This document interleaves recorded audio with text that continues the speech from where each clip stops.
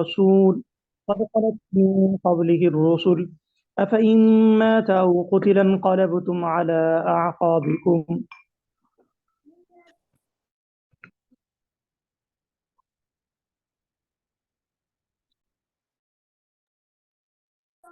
ومن ينقلب على الشاكرين وما كان نفس أن تموت إلا بإذن الله كتابا مؤجلا ومن يرد ثواب الدنيا نؤته منها ومن يرد ثواب الآخرة نؤته منها وسنجزي الشاكرين وكأي من نبي قاتل معه ربيون كثير فما وهنوا لما أصابهم في سبيل الله وما ضعفوا وما استكانوا والله يحب الصابرين وما كان قولهم إلا أن قالوا ربنا اغفر لنا ذنوبنا وإسرافنا في أمرنا وثبت أقدامنا وانصرنا على القوم الكافرين فآتاهم الله ثواب الدنيا وحسن ثواب الآخرة والله يحب المحسنين يا أيها الذين آمنوا إن تطيعوا الذين كفروا يردوكم على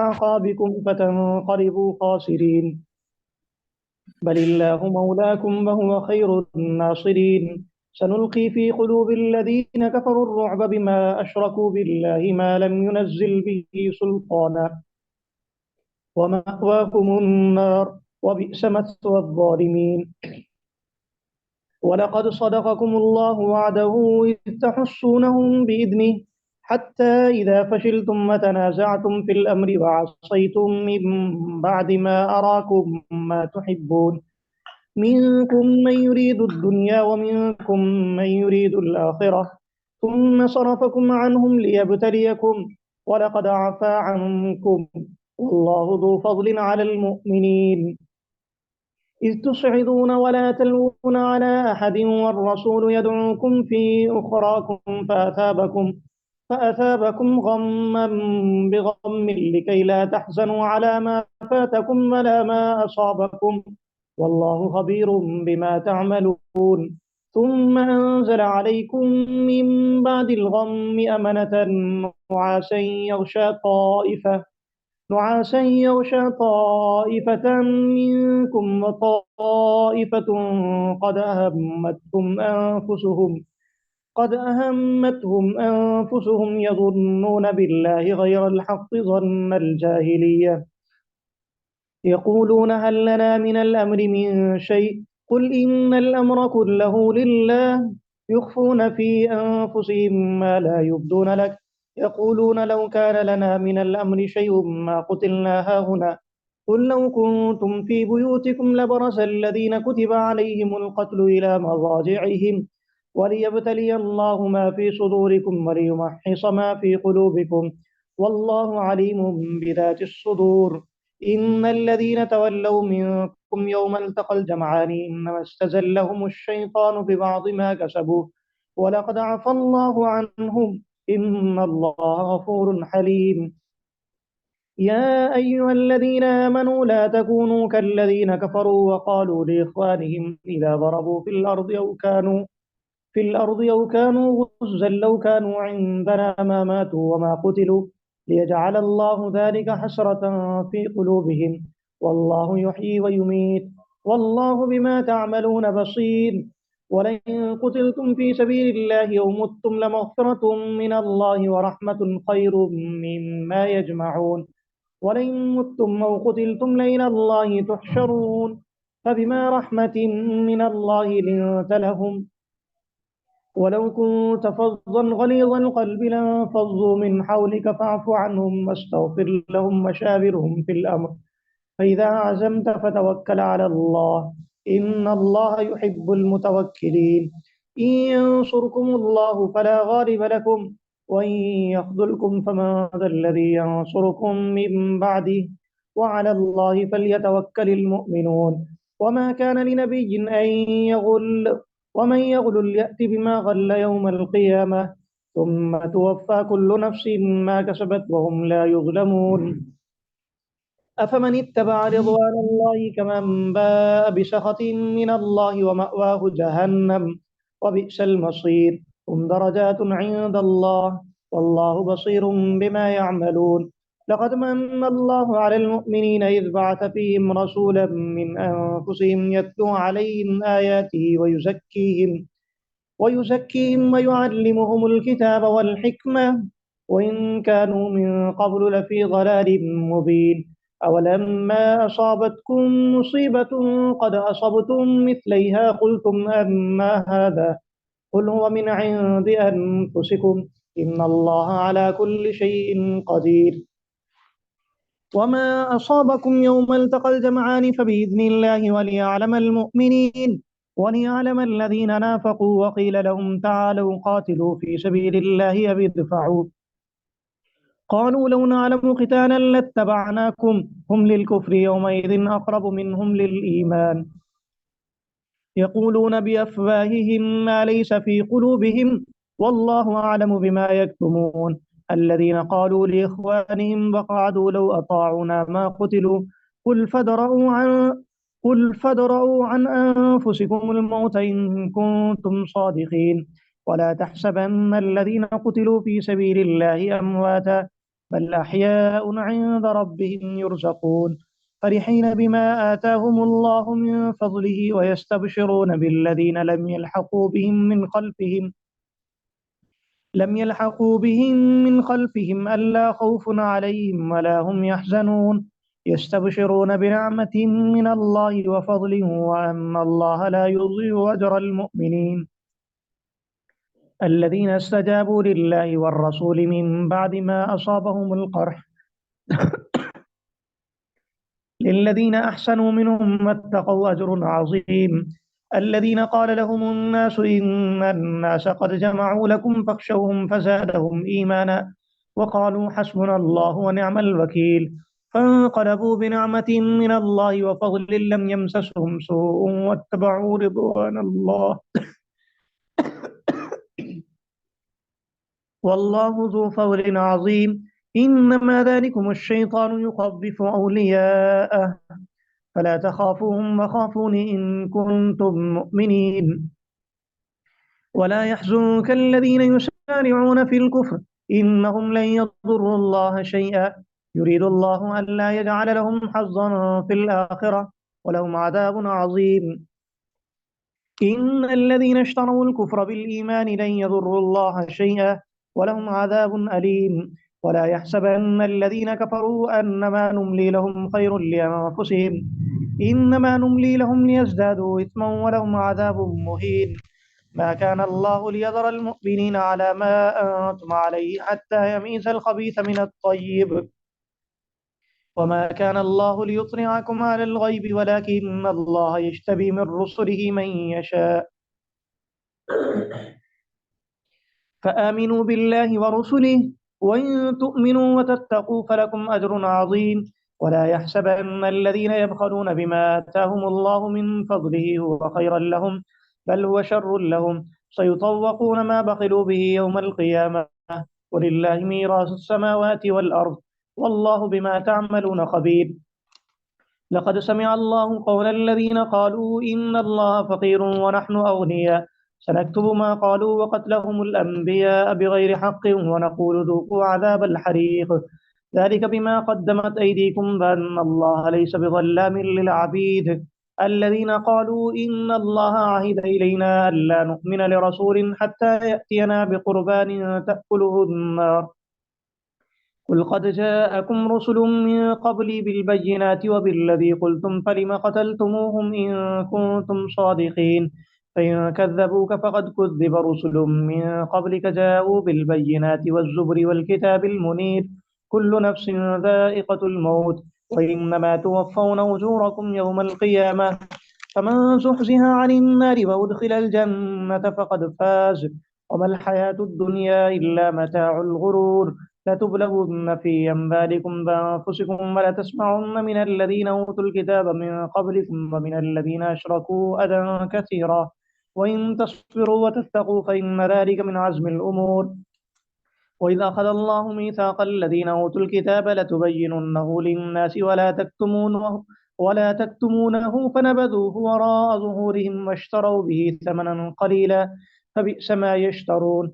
لا تحسبن الذين يفرحون بما أتوا ويحبون أن يحمدوا بما لم يفعلوا فلا تحسبنهم بمفازة من العذاب ولهم عذاب أليم ولله ملك السماوات والأرض والله على كل شيء قدير إن في خلق السماوات والأرض واختلاف الليل والنهار لآيات لأولي الألباب الذين يذكرون الله قياما وقعودا وعلى جنوبهم ويتفكرون في خلق السماوات والأرض ربنا ما خلقت هذا باطلا سبحانك فقنا عذاب النار ربنا إنك من تدخل النار فقد أخزيته وما للظالمين من أنصار ربنا إننا سمعنا مناديا ينادي للإيمان أن آمنوا بربكم فآمنا ربنا فاغفر لنا ذنوبنا وكفر عنا سيئاتنا وتوفنا مع الأبرار ربنا وآتنا ما وعدتنا على رسلك ولا تخزنا يوم القيامة إنك لا تخلف الميعاد فاستجاب لهم ربهم أني لا أضيع عمل عامل منكم من ذكر أو أنثى بعضكم من بعض فالذين هاجروا وأخرجوا من ديارهم وأوذوا في سبيلي وقاتلوا وقتلوا لأكفرن عنهم سيئاتهم ولأدخلنهم جنات تجري من تحتها الأنهار ثوابا من عند الله والله عنده حسن الثواب لا يغرنك تقلب الذين كفروا في البلاد متاع قليل ثم مأواهم جهنم وبئس المهاد لكن الذين اتقوا ربهم لهم جنات تجري من تحتها الأنهار خالدين فيها نزلا من عند الله وما عند الله خير للأبرار وإن من أهل الكتاب لمن يؤمن بالله وما أنزل إليكم وما أنزل إليهم خاشعين لله لا يشترون بآيات الله ثمنا قليلا أولئك لهم أجرهم عند ربهم إن الله سريع الحساب يا أيها الذين آمنوا اصبروا وصابروا ورابطوا واتقوا الله لعلكم تفلحون صدق الله العظيم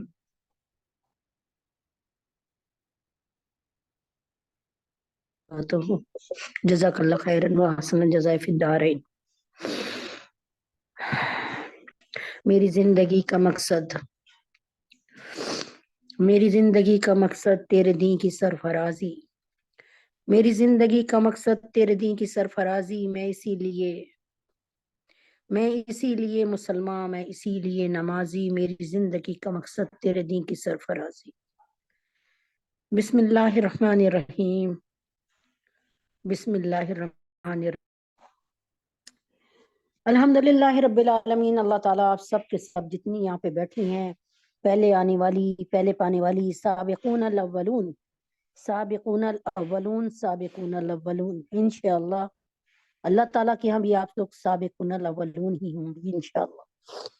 اچھا جی، سبقت لے جانے والے، پہلی دفعہ میں سبقت لے جانے والے، ٹھیک ہے؟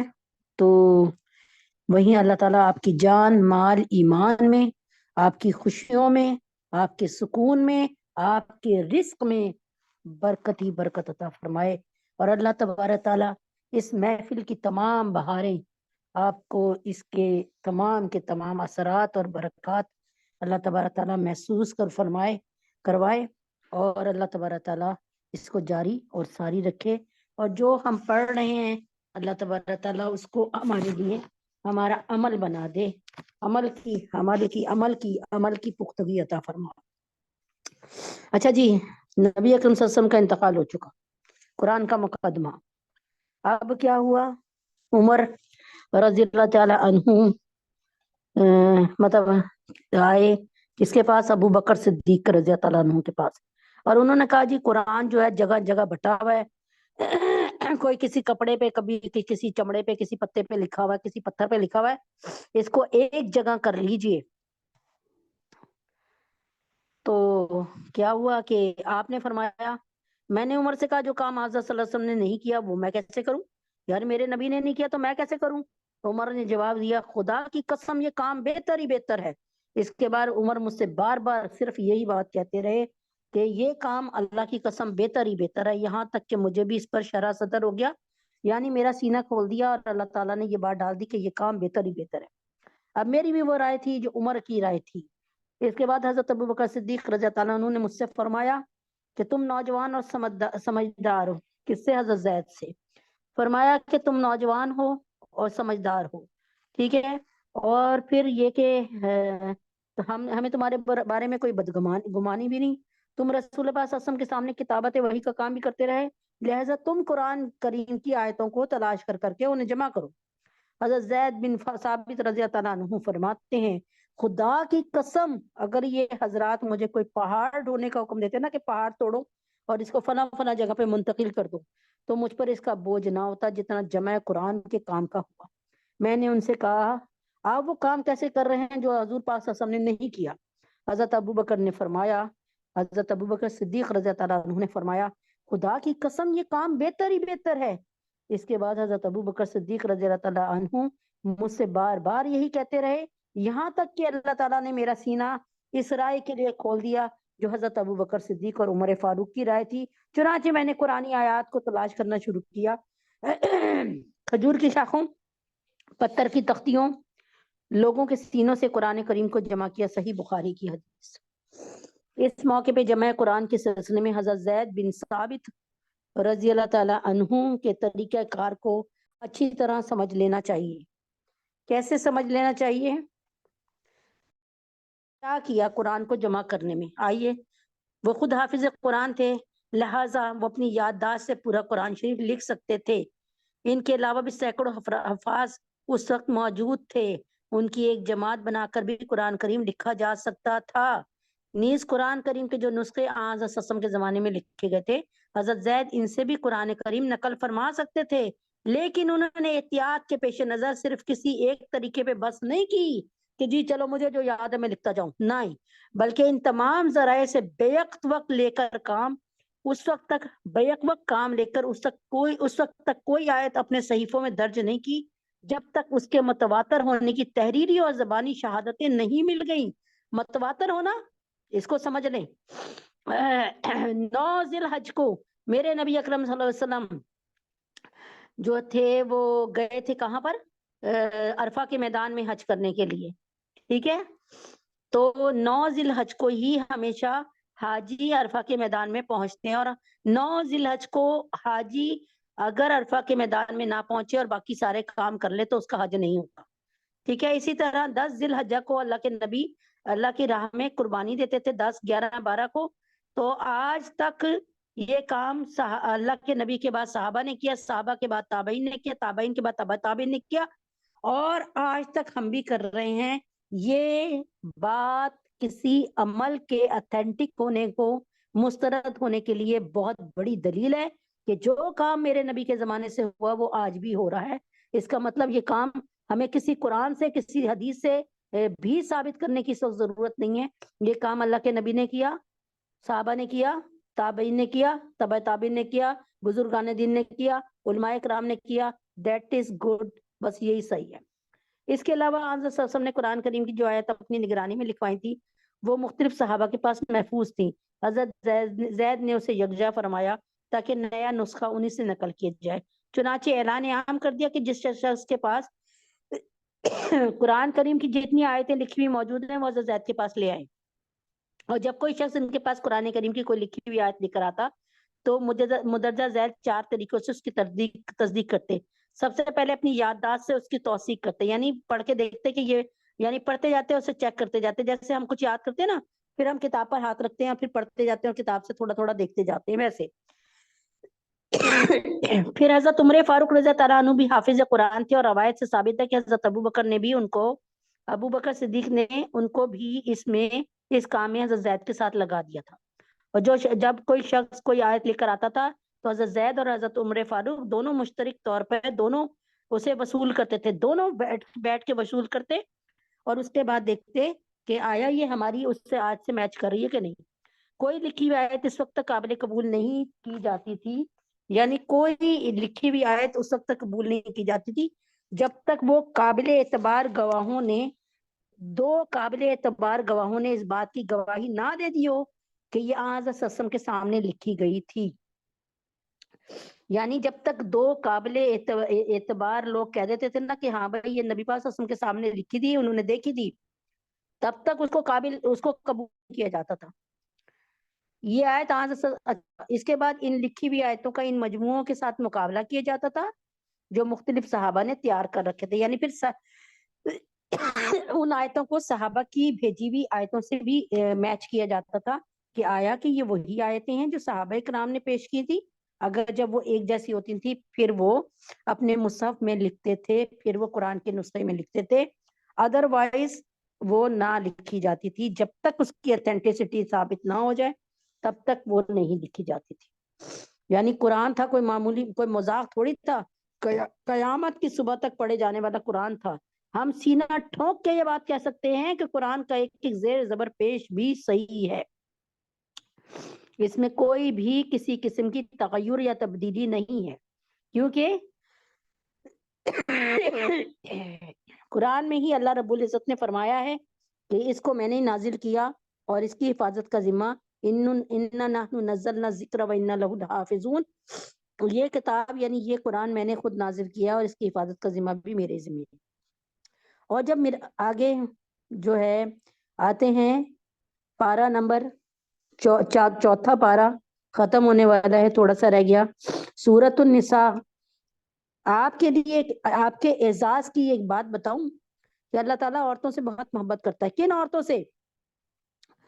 جو اپنی عزت کو سنبھال کے رکھتی ہیں, جو اپنے بچوں کی اچھی تربیت کرتی ہیں, جو اللہ تعالیٰ کے علم کو سیکھتی ہیں, اس پر عمل کرتی ہیں.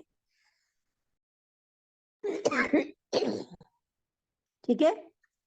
اور جو ولود اور ودود ہیں, اپنے خاوند سے بہت محبت کرتی ہوں اور بچوں کو روکتی نہ ہوں. یعنی بچے زیادہ, جس عورت کے بچے زیادہ ہوں, ایک اللہ کی طرف سے نہ ہونا وہ اور بات ہے, اور ایک خود کو روکنا وہ اور بات ہے. چنانچہ زیادہ بچوں والی عورت سے اللہ کے نبی کو بہت پیار ہے. ودود سے اپنے میاں سے بہت محبت کرنے والی عورت سے اللہ کے نبی کو بہت پیار ہے. شریعت کو جاننے والا ہے, شریعت کا علم حاصل کرنے والی عورت, اس سے بھی اللہ کے نبی کو بہت بہت پیار ہے. اچھا جی, اب آگے چلتے ہیں. اور جب میراث کی تقسیم کے وقت, یعنی جب کوئی آدمی مر جاتا ہے اور اس کی وراثت تقسیم ہو, اس وقت تقسیم کے بعد غیر وارث, یعنی جو کہ ان کے وارث نہیں ہوتے, جو کہ موروث نہیں ہوتے, جو کہ وارث نہیں ہوتے, رشتے دار, یتیم, مسکین لوگ آ جائیں. یعنی جب وراثت تقسیم ہو رہی ہے تو کوئی یتیم مسکین آ جائے, کوئی رشتے دار آ جائے, تو ان کو بھی اس میں سے کچھ دے دو اور ان سے مناسب انداز میں بات کرو. جب میراث تقسیم ہو رہی ہو تو بعض ایسے لوگ بھی موجود ہوتے ہیں جو شرعی اعتبار سے وارث ہوتے نہیں ہیں.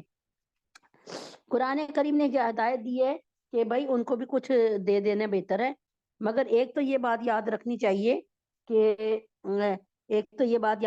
اس ہدایت پہ عمل کرنا مستحب ہے, پسندیدہ ہے, ضروری نہیں ہے, کمپلسری نہیں ہے, واجب نہیں ہے, فرض نہیں ہے. اور وہ لوگ یتیموں کے مال میں خود بخود کرنے سے ڈریں جو اگر اپنے پیچھے کمزور بچے چھوڑ کر جائیں تو ان کی طرف سے فکر مند رہیں گے. تو اس کو بھی سمجھ لیں کہ یعنی جس طرح تمہیں اپنے بچوں کی فکر ہوتی ہے کہ ہمارے مرنے کے بعد ان کا کیا ہوگا, اسی طرح دوسرے کے بچوں کی بھی فکر کرو اور یتیموں کے مال میں خورد برد نہ کرو. یعنی یہ نہ کرو کہ بھئی یتیموں کی اچھی اچھی چیزوں پہ قبضہ کر لو. یعنی ایک بچے کی ڈیفینس میں زمین ہے 10 مرلے, اب وہ تم رکھ لو اور اس کو ضلع قصور یا ضلع گجرانوالہ یا کوئی خراب جگہ پہ جا کے 10 مرلے کی زمین دلوا دو. ایسے نہیں کرو. لہٰذا وہ اللہ سے ڈریں اور سیدھی سیدھی بات کہا کریں. یقین رکھو جو لوگ یتیموں کا مال ناحق کھاتے ہیں وہ اپنے پیٹ میں آگ بھر رہے ہیں, انہیں جلد ہی ایک بھیگتی ہوئی آگ میں داخل ہونا ہوگا. یعنی یہ دیکھ لو کہ بھائی جو تم یتیم کا مال جس طرح کھا رہے ہو تو وہ سارا مال تم سے اللہ نکلوا لے گا. ٹھیک ہے. اللہ تمہاری اولاد کے بارے میں تم کو حکم دیتا ہے کہ مرد کا حصہ 2 عورتوں کے برابر ہے, اور اگر صرف عورتیں ہی ہوں, 2 یا 2 سے زیادہ ہوں, تو مرنے والے نے جو کچھ چھوڑا ہے انہیں اس کا 2/3 حصہ ملے گا. یہ سمجھاتی ہوں میں. اور اگر صرف ایک عورت ہو تو اسے ترکے کا آدھا حصہ ملے گا, اور مرنے والے کے والدین میں سے ہر ایک کو ترکے کا 1/6 حصہ ملے گا, بشرطے کہ مرنے والے کا کوئی اولاد ہو. اور اگر اس کی اولاد نہ ہو, اس کے والدین ہی اس کے وارث ہوں, تو اس کی ماں 1/3 حصے کی حقدار ہے. یہاں پر ایک میت ہے جس کا نام زید ہے. ٹھیک ہے. اب زید مرا, اب میں آپ کو سمجھا رہی ہوں. جن رشتہ داروں کے حصے ان آیات میں مقرر فرما دیے گئے ہیں ان کو ذویل فروز کہتے ہیں۔ ایک آدمی جب مرتا ہے نا تو اس کے وارث کتنے ہوتے ہیں وہ بتا رہی ہوں۔ ہاں حضرت صلی اللہ علیہ وسلم نے وضاحت فرمائی ہے کہ ان حصوں کی تقسیم کے بعد جو مال بچ جائے وہ مرنے والے کے ان قریب ترین مذکر افراد میں تقسیم ہوگا جن کے حصے ان آیتوں میں متعین نہیں کیے گئے، جن کو اسبات کہا جاتا ہے۔ مثلاً بیٹے اور اگرچہ بیٹیاں براہ راست اسبات میں شامل نہیں ہیں، لیکن بیٹوں کے ساتھ مل کر بیٹیاں بھی اسبات میں شامل ہو جاتی ہیں۔ تو یہ میں آپ کو بہت اچھی طرح سمجھا دیتی ہوں۔ ایک بیٹے کو 2 بیٹیوں کے برابر حصہ ملے گا۔ اچھا اب میں آپ کو سمجھا رہی ہوں۔ یہاں پہ اللہ تبارک تعالیٰ نبی اکرم صلی اللہ علیہ وسلم فرماتے ہیں کہ جب ایک میت مریض زید، ٹھیک ہے نا، زید مرا، زید کی اگر 2 بیٹیاں اور 2 بیٹے ہیں مثال کے طور پہ، تو 2 بیٹیوں کو اگر 2,000 ملا نا، ایک مثال ہے، تو ایک بیٹی کو 2,000 مل رہا ہے تو بیٹے کو پھر 4,000 ملے گا، دوسرے بیٹے کو بھی 4,000 ملے گا، یعنی عورت سے یعنی بیٹی سے ڈبل حصہ ملے گا، بھائی کو بہن سے ڈبل حصہ ملے گا۔ سمجھ گئی؟ تو اگر صرف عورتیں ہی ہوں یعنی صرف بیٹیاں ہی بیٹیاں ہوں تو 2 یا 2 سے زیادہ ہوں تو مرنے والے نے جو کچھ چھوڑا ہو انہیں اس کا 2/3 حصہ ملے گا، یعنی 3 حصے بنائے جائیں گے۔ اصل بات یہ ہے کہ ایک بات یاد رکھیں کہ یہاں پر جو اصول ہے نا، جو اب یہ موٹے موٹے اصول ہیں، آپ جناب صلی اللہ علیہ وسلم نے فرمایا تھا قرب قیامت یعنی قیامت کے قریب یہ علم اٹھا لیا جائے گا، یعنی اس کا وراثت کا۔ بڑی حیرت ہوئی مجھے کہ بھائی اپنے موبائل سے بھی نکال دیں گے اللہ، ہمارے موبائل سے بھی نکال دیں گے، ہماری کتابوں سے بھی اللہ اٹھا کے لے جائیں گے۔ تو پتہ یہ چلا کہ اس پر عمل ختم ہو جائے گا۔ آج جب بھائی زور آور ہے تو بہنوں کے حصے کھا بیٹھا ہے، بہنیں زور آور ہیں تو بھائی کے حصے کھا بیٹھی ہیں، اگر چچا زور آور ہے تو بھتیجوں کے حصے کھا بیٹھا ہے، ٹھیک ہے؟ تو آپ یقین کریں خدا کی قسم، اگر آپ 1 فٹ کا حصہ بھی کسی کا کھا لیتی ہیں تو اللہ تعالیٰ 1 فٹ سے 7 زمینیں جتنی 7 زمینیں نیچے ہوتی ہیں نا، اوپری زمین کے نیچے، وہ سارے کے سارے 1 فٹ جو ہے نا 7 زمین کا، وہ قیامت کے دن ہماری گردن پہ جو ہے ہمارے سر پہ اٹھا دے گا کہ اب اس کا بوجھ چکھو۔ جہنم کی گرمی، اذان ہو رہی ہے۔ اللہ اکبر، اللہ اکبر۔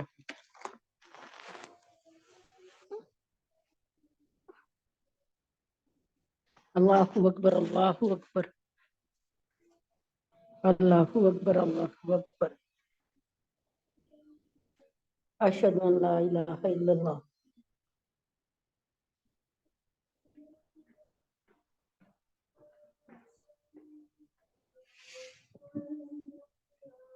اشہد ان لا الہ الا اللہ،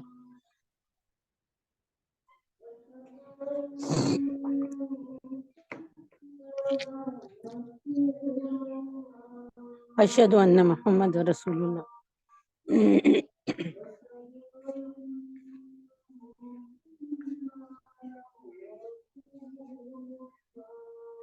اشہد ان محمد رسول اللہ۔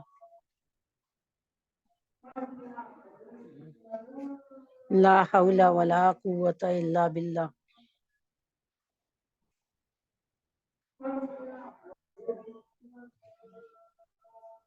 لا حول ولا قوة الا باللہ۔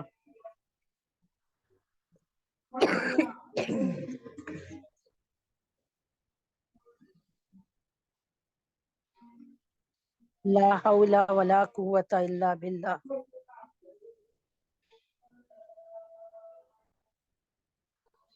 لا حول ولا قوة الا باللہ۔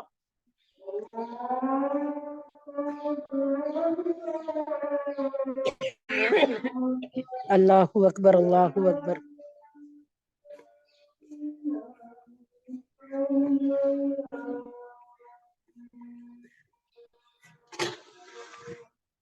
لا الہ الا اللہ۔ اللہم صلی علی محمد وعلی آل محمد کما صلیت علی ابراہیم وعلی آل ابراہیم انک حمید مجید۔ اللہم بارک علی محمد وعلی آل محمد کما بارکت علی ابراہیم وعلی آل ابراہیم انک حمید مجید۔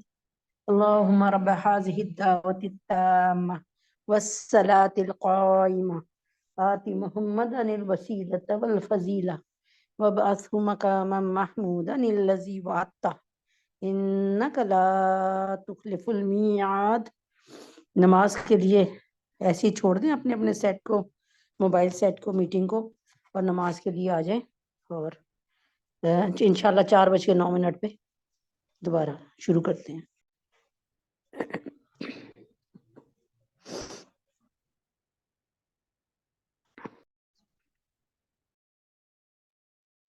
औज़ुबिल्लाहि मिनश्शैतानिर्रजीम बिस्मिल्लाहिर्रहमानिर्रहीम रब्बी यस्सिर वला तुअस्सिर वतम्मिम लना बिल खैर व बिका नस्तईन या फत्ताहु या अलीम या रब्बना या रब्बना या रब्बना ज़िदना इल्मा व अमला रब्बिग़फिर वरहम व अंत खैरुर राहिमीन रब्बिग़फिर वरहम व अंत खैरुर राहिमीन रब्बिग़फिर वरहम व अंत खैरुर राहिमीन।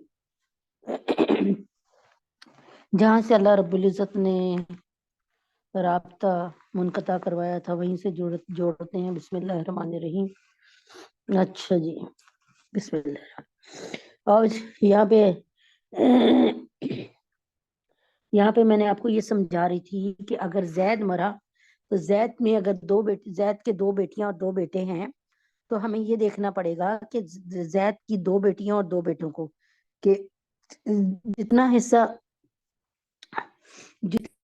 को मिलेगा ना, जितना हिस्सा जैद को मिलेगा उसी तरीके से जितना हिस्सा जो है यानी जैद की 2 बेटे हैं तो बेटियों को फर्ज कर एक बेटी को मिला 4,000, मतलब 4 लाख कर लें आप, ठीक है, ताकि आपको समझ आराम से आ जाए। तो एक बेटी को मिला 4 लाख तो दूसरी बेटी को मिला 4 लाख, ठीक है।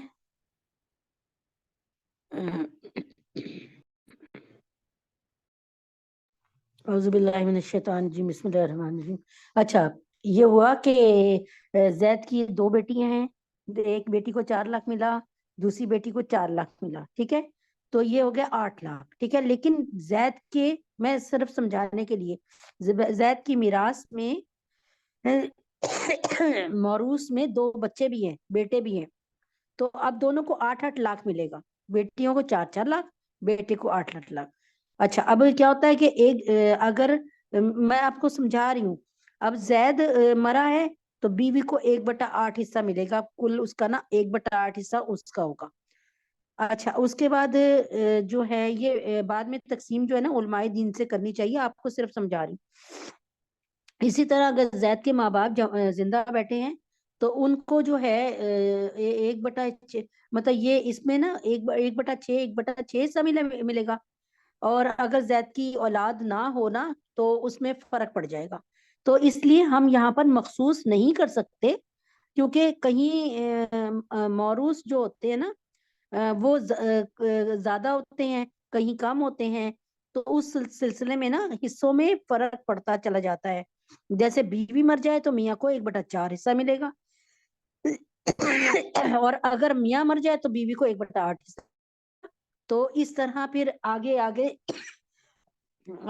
ना चेंज होता रहता है, इसमें हालात के तहत होता है, ये नहीं कि बस ये इतना है तो इतना ही मिलेगा। अब देखे ना, इसमें बिल्कुल हालात चेंज है कि अगर माँ बाप जिंदा हो तो फिर किस तरह की तकसीम होगी, वो फिर ना ये तमाम तकसीम सिर्फ समझा रही हूँ, लेकिन मैं आपसे हाथ जोड़ के रिक्वेस्ट करूंगी कि उलमाए दीन से रुजू करें और उनसे करवाएं। ये ना हो कि कल के लिए हम ये सोच रहे हो कि हमने बहुत अच्छा काम किया, लेकिन ऐसा ना हो कि हमारे लिए वो हमारे गले पड़ जाए। तो अल्लाह तुम्हारी औलाद के बारे में तुमको हुक्म देता है कि मर्द का हिस्सा 2 औरतों के बराबर है, और अगर सिर्फ औरतें ही औरतें हों, यानी कोई भाई ना हो, तो 2 या 2 से ज्यादा, तो मरने वाले ने जो कुछ छोड़ा है उन्हें उसका 2/3 हिस्सा मिलेगा। और यानी अगर एक आदमी है जैद, उसकी सिर्फ 2 बेटियां है ना, और उसकी बहुत सारी है, और उसकी बीवी भी मर गई, एक मिसाल के तौर पे, अगर बीवी जिंदा है तो 1/8 हिस्सा लेगी, और अगर बीवी मतलब मर गई तो जाहिर है फिर तो खत्म हो गया। तो उसके बाद ना जब जैद की कोई बेटा नहीं होगा ना तो फिर हिस्सा चला जाएगा भाई भाई की तरफ, जैद के भाइयों की तरफ, ठीक है ना। तो अगर सिर्फ एक औरत हो तो उसे तरके का आधा हिस्सा मिलेगा, और मरने वाले के वालिदैन में से हर एक को तरके का छठा हिस्सा मिलेगा, 1/6 हिस्सा मिलेगा, ठीक। اور اگر والدین نہ ہو دادا دادی ہو تو پھر والدین کا حصہ دادا دادی کو مل جائے گا، بشرطے کہ مرنے والے کی کوئی اولاد ہو، اور اگر اس کی کوئی اولاد نہ ہو اور اس کے والدین ہی اس کے وارث ہو تو ماں کو تہائی حصے کی حقدار ہے. یعنی یہ جیسی جیسی کنڈیشن بدلے گی نا، جیسے ایسے حالات، اس میں حصے بھی بدلتے جائیں گے. ٹھیک ہے، تو علماء دین سے رجوع کریں اور اس کو ضرور بالضرور جو ہے نا سیکھیں. وراثت کے علم کو، وراثت کے علم کو سیکھنے کا بہت ثواب ہے، تو ضرور سیکھیں. اور تھوڑی سی جو آسان والی سراجی ہے اس کو پڑھیے. ہاں اگر اس کے کئی بھائی ہوں تو اس کی ماں کو چھٹا حصہ دیا جائے گا. یہ ساری تقسیم پہلے دیکھیں 1/3 حصہ مل رہا تھا، لیکن اگر اس کے کئی بھائی ہوں تو اس کی ماں کو چھٹا حصہ دیا جائے گا.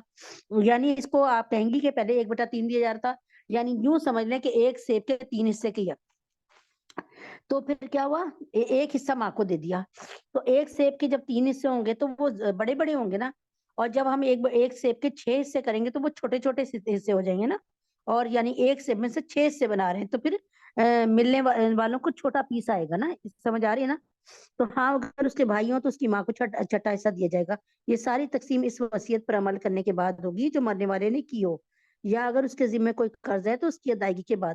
یعنی سب سے پہلے کیا ہوتا ہے، اگر میت نے جو ترکہ چھوڑا ہوتا ہے 4 چیزیں ہوتی ہیں. سب سے پہلے کفن دفن، پھر میت نے جو قرض دینا ہو وہ، یعنی قرض کی ادائیگی، تیسرا میت کی وصیت، اور پھر چوتھا وراثت. چوتھے پہ وراثت آئے گی. سب سے پہلے میت مری، زید مرا، اس کے پیسوں سے اس کے کفن دفن کا انتظام کریں، پھر اس کے ذمہ جو قرض ہے وہ دے، اور قرض کے بعد دیکھیں کوئی وصیت تو نہیں کی. اور اگر وصیت کی ہے، زید نے چھوڑے 2 کروڑ اور وصیت کر دی زید نے کہ ایک مسجد بنا دی جائے، تو یہ وصیت قابل قبول نہیں ہوگی، کیونکہ وصیت صرف 1/3 حصے سے پوری کی جائے گی. ورثہ کے مال ضبط نہیں کیا جائے گا.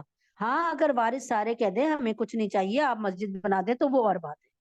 ٹھیک ہے، اب دیکھیں نا ایسی کوئی کتاب ہوگی جو ایک زندگی کے ہر حصے کی، ہر پہلو کی آپ کو نشاندہی کر رہی ہے.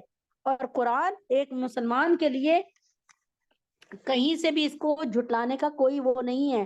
اللہ تعالیٰ قرآن میں بتا رہا ہے کہ لوگ کہتے ہیں یہ حدیث ہے یہ کمزور ہے، لیکن یہ قرآن کی تقسیم بتا رہی ہوں. ہاں اگر اس کے کئی بھائی ہوں تو اس کی ماں کو چھٹا حصہ دیا جائے گا، اور یہ ساری تقسیم اس وصیت پر عمل کرنے کے بعد ہوگی جو مرنے والے نے کی ہو. اگر اس کے ذمہ کوئی قرض ہے تو اس کی ادائیگی کیجیے. صحیح ہے، تمہیں اس بات کا ٹھیک ٹھیک علم نہیں ہے کہ تمہارے باپ بیٹوں میں کون فائدہ پہنچانے کے لحاظ سے تم سے زیادہ قریب ہے.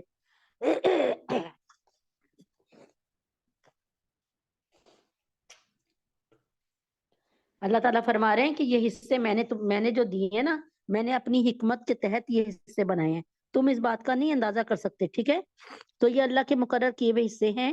یقین رکھو اللہ تعالیٰ اللہ علم کا بھی مالک ہے، حکمت کا بھی مالک ہے. اور تمہاری بیویاں جو کچھ چھوڑ کر جائیں اس کا آدھا حصہ تمہارا ہے. اب میں نے یہاں پہ بتایا نا، یہاں پر آدھا حصہ ہو گیا، میں نے آپ کو بتایا تھا 1/4 حصہ، بشرطے کہ ان کی کوئی اولاد زندہ نہ ہو. یعنی اگر اولاد کوئی نہیں ہے، ایک زید کی بیوی مری، اولاد کوئی نہیں ہے، تو اب اس کو زید کو آدھا حصہ مل جائے گا. ٹھیک ہے، کیونکہ اولاد ہی کوئی نہیں ہے. اور اگر ان کی کوئی اولاد ہو تو اس وصیت پہ عمل کرنے کے بعد جو انہوں نے کیا ہو اس کے قرض کی ادائیگی کے بعد تمہیں اس کے ترکے کا 1/4 حصہ ملے گا، یعنی 1/4. میں نے آپ کو 1/4 کہا تھا نا، 1/4 ہی آ گیا. ہاں اگر اولاد نہ ہو تو پھر آدھا حصہ ملے گا، اور آدھا حصہ تو زیادہ ہوگا. اور تم جو کچھ چھوڑ کر جاؤ اس کا 1/4 ان بیویوں کا ہے، بشرطے کہ تمہاری کوئی اولاد نہ ہو. اب بیوی کا حصہ میں نے آپ کو 1/8 حصہ بتایا تھا، لیکن اگر کوئی زید کی اولاد ہی نہیں ہے تو پھر بیوی کا حصہ 1/4 ہو جائے گا، اور مطلب وہ زیادہ فائدے میں رہے گی. ٹھیک ہے نا، مطلب ایک سمجھانے کو یہ قاعدہ ان آیات میں بار بار دہرایا گیا ہے کہ میراث کی تقسیم ہمیشہ میت کے قرضوں کی ادائیگی اور اس کی وصیت پر عمل کرنے کے بعد ہوگی. یعنی اگر مرنے والے کے ذمہ کچھ قرض ہو تو اس کے ترکے سے سب سے پہلے اس کے قرض ادا کیے جائیں گے. یہ یاد رکھ لیں کہ بٹوارا نہیں کرنا کہ جی باپ مرا ہے، جلدی جلدی جلدی جلدی ہم جو 10 کروڑ لے کے مرا ہے چھوڑ کے ہم جلدی سے اپنے کر لیں، اپنے گھروں میں لے آئیں. نہیں،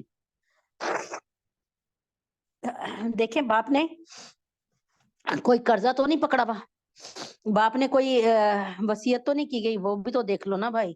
ہر طرف سے دیکھ کر پھر جو ہے وہ آئے گا. اچھا جی آگے ہے، اور اگر تمہاری کوئی اولاد ہو تو اس وصیت پر عمل کرنے کے بعد جو تم نے کی ہو اور تمہارے قرض کی ادائیگی کے بعد ان کو تمہارے ترکے کا 8واں حصہ ملے گا۔ اب یہاں پہ وہی والی بات آگے میں نے کہا تھا بیگم کو 1/8 حصہ ملے گا، تو اگر کوئی اولاد ہو تو 1/8 حصہ ملے گا، اور اگر اولاد نہیں ہو تو 1/4 حصہ ملے گا، ٹھیک ہے۔ اور اگر تمہاری کوئی اولاد ہو تو اس وصیت پر عمل کرنے کے بعد جو تم نے کی ہے تمہارے قرض کی ادائیگی کے بعد اس کو تمہارے ترکے سے، بیگم کو تمہارے ترکے سے 8واں حصہ ملے گا۔ اور اگر وہ مرد یا عورت جس کی میراث تقسیم ہونی ہے ایسا ہو کہ نہ اس کے والدین زندہ ہو نہ اولاد۔ اچھا اب یہ دیکھیں نا، یہاں پر اللہ تعالیٰ کے نبی اکرم صلی اللہ علیہ وسلم کے پاس لوگ آ گئے، انہوں نے کہا وَإِنْ كَانَ رَجُلٌ يُورَثُ كَلَالَةً کلالتن۔ اب آپ ہمیں کلالہ میت کا بتائیں، اب کلالہ میت کیا ہے، ٹھیک ہے، امراتن ولہ اخن۔ اچھا اب یہاں پر کہا گیا کہ آپ ایسی میت کا نام بتائیں جو کلالہ ہو یا رسول اللہ، پھر کلالہ میت کے لیے کیا حکم ہے؟ آئیے میں آپ کو کلالہ میت کا بتاؤں، یہ اس کا چھٹے پارے میں بھی ماشاءاللہ سے ذکر ہے۔ اور اگر تمہاری کوئی اولاد ہو تو اس وصیت پر عمل کرنے کے بعد جو تم نے کی ہو تمہارے قرض کی ادائیگی کے بعد ان کو تمہارے ترکے کا 8واں حصہ ملے گا، بیوی کو۔ اور اگر مرد یا عورت جس کی میراث تقسیم ہونی ہو ایسا ہو کہ نہ اس کے والدین زندہ ہو، یعنی نہ اس کا کوئی اصولی زندہ ہو، نہ اس کا کوئی اصولی زندہ ہو، نہ اس کا کوئی فروعی زندہ ہو۔ اصولی اور فروعی کو سمجھے، اصولی سین سے نہیں ہے سواد سے ہے، اصول سے بنا ہے۔ اصولی کہتے ہیں ایک میت ہے اس کے ماں باپ زندہ ہوں، ماں باپ زندہ نہ ہو تو دادا دادی زندہ ہوں، سمجھ آ رہی ہے نا؟ تو اگر اس کے ماں باپ بھی نہیں ہے، دادا دادی بھی نہیں ہے، اور ادھر سے اس کا کوئی بچہ بھی نہیں ہے اور نہ اس کا کوئی پوتا پوتی ہے، ٹھیک ہے، یعنی سب تھے ہی نہیں یا مر گئے، ایک سمجھ لیں۔ تو فرمایا کہ اگر وہ مرد، اچھا یہاں پہ اللہ تعالیٰ فرماتے ہیں کہ اچھا اور اگر مرد یا عورت جس کی میراث تقسیم ہونی ہو ایسا ہو کہ نہ اس کے والدین زندہ ہو نہ اس کی اولاد ہو، اس کا ایک بھائی یا ایک بہن زندہ ہو، تو ان میں سے ہر ایک چھٹے حصے کا حقدار ہے، 1/6 حصہ اس کو ملے گا اگر بہن اور بھائی کوئی زندہ ہیں تو، اور اگر وہ اس سے زیادہ ہوں تو وہ سب 1/3 میں شریک ہو جائیں، ٹھیک ہے، تو 1/6 حصہ ملے گا دونوں کو اگر ایک بھائی ہو یا ایک بہن ہو۔ لیکن اگر وہ زیادہ سارے ہوں تو پھر کیا کرو کہ پھر وہ اللہ تعالیٰ فرماتے ہیں پھر 1/3 حصہ جو ہے وہ اس طرح ملے گا ان کو، مگر جو وصیت کی گئی ہو اس پر عمل کرنے کے بعد اور مرنے والے کے ذمے جو قرض ہوں اس کی ادائیگی کے بعد، یعنی پہلے یہ دیکھنا ہے کہ میت والے نے، مرنے والے نے کوئی وصیت تو نہیں کی، اور یہ بھی دیکھنا ہے کہ ارے اس کے ذمے کوئی وہ تو نہیں ہے، کیا کہتے ہیں، قرض تو نہیں ہے، بشرطے کہ وصیت یا قرض کے اقرار کرنے سے اس نے کسی کو نقصان نہ پہنچایا ہو۔ یعنی یہ میں سمجھا دیتی ہوں، اس کا مطلب ہے اگر قرض کی ادائیگی اور وصیت پر عمل کرنا میراث کی تقسیم پر مقدم ہے لیکن مرنے والے کو کوئی ایسا کام نہ کرنا چاہیے جس کا مقصد اپنے جائز ورثہ کو نقصان پہنچانا ہو، ٹھیک ہے۔ اب میں مثال کے طور پہ زید مرتا ہے، ٹھیک ہے، زید 10 کروڑ کی جو ہے جائیداد چھوڑ کے مرتا ہے، لیکن زید کہہ دیتا ہے کہ بھائی ایک مدرسہ بھی بناؤ، ایک مسجد بھی بناؤ، ٹھیک ہے، اور بڑی بڑی بناؤ، تو زید کو ایسا نہیں کہنا چاہیے کیونکہ اس طرح اس کے ورثہ متاثر ہو رہے ہیں، اس کو ایک طریقے سے وہ کرنی چاہیے جس میں اس کے بچوں کا حق ضائع نہ ہو، ٹھیک ہے، یہ میں بتا رہی ہوں، ٹھیک ہے۔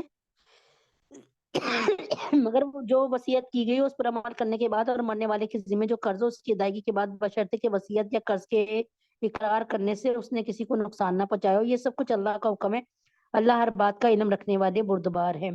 مثلاً اگر کوئی شخص اپنے وارثوں کو محروم کرنے یا ان کا حصہ کم کرنے کی خاطر اپنے کسی دوست کے لیے وصیت کر دے یا اس کے حق میں قرضے کا جھوٹا اقرار کر لے، ایسی جھوٹا اقرار کر لے کہ میں نے اپنے دوست کے 10 لاکھ روپے دینے ہیں اس کو دے دینا، حالانکہ دینے نہیں تھے اور دوست کو فائدہ پہنچانا چاہ رہے ہیں، تو اللہ فرما رہے ہیں کہ اس چوری کو اللہ تعالیٰ جانتے ہیں، مقصد یہ ہے کہ اس کا پورا ترکہ یا اس کا کافی حصہ اس کے پاس چلا جائے اور ورثہ کو نہ ملے، بہت کم ملے تو ایسا کرنا بالکل ناجائز ہے۔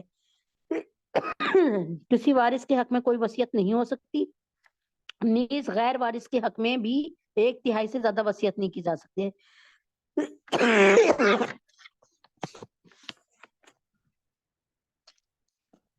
اللہ تعالیٰ فرماتے ہیں کہ کوئی بھی شخص کے لیے جائز نہیں ہے کہ وہ اپنے کسی بیٹے کے لیے کوئی وصیت کرے. سمجھ آ رہی ہے نا؟ مثلا ایک شخص ہے، اس نے 3 کروڑ روپے چھوڑے ہیں اور اس کے 3 بیٹے ہیں، ایک ایسے ہی سمجھانے کو کہہ رہی ہوں. تو اب وہ کہے کہ میرا جو ایک جو سب سے چھوٹا بچہ ہے نا، اس کو جو ہے 1 کروڑ اس کو دے دینا یا 50 لاکھ اس کو دے دینا. تو یہ اس کو بات زیب نہیں دیتی، کیونکہ اس کو تو آلریڈی جب وہ وصیت تقسیم ہوگی تو اچھا خاصا حصہ مل جائے گا نا. تو الگ سے کیوں وصیت کر رہا ہے؟ ایسے مت کر. یعنی یہ کہہ دے کہ میری فلاں والی گاڑی نا چھوٹے بیٹے کو دے دینا. بھائی کیوں دے دینا؟ سارا کے سارا مال سامنے رکھا جائے گا اور اس کے حصے بکھرے کیے جائیں گے، اس میں جو اس کو ملے گا وہ اس کو اس کا مقدر. یہ اللہ کی مقرر کی بھی حدود ہے، اور جو شخص اللہ اور اس کے رسول کی اطاعت کرے وہ اس کو ایسے باغات میں داخل کرے گا جس کے نیچے نہریں بہتی ہوں گی. ایسے لوگ ہمیشہ ہمیشہ ان باغات میں رہیں گے، اور یہ زبردست کامیابی ہے. اللہ تعالیٰ نے فوراً یہ ساتھ ہی ایک پیرا جوڑ دیا کہ اگر تم اللہ تعالیٰ کی بات مانو گے تو اللہ تبارک تعالیٰ تمہیں کیا کریں گے کہ یہ زبردست کامیابی ہے. یعنی اتنی بڑی نوید کیوں سنائی؟ اللہ نے جنت کو کیوں بیان کر ڈالا؟ اللہ تعالیٰ چاہتے ہیں کسی کے حق میں کوئی ذاتی نہ ہو. میں جیسے زید مرنے والا ہے، وہ جان کے کہہ دے کہ بھئی میرے بچے میں نے دوست سے 50 لاکھ لیا ہے، اس کو دے دینا. بھائی کیوں کہہ دے؟ 50 لاکھ لیا نہیں، جھوٹ بول کے چلا گیا. یا یہ کہہ دے کہ میرے فلاں غلام کو یا فلاں دوست کو 50 لاکھ یا 25 لاکھ دے دینا. بھائی کیوں دے دینا؟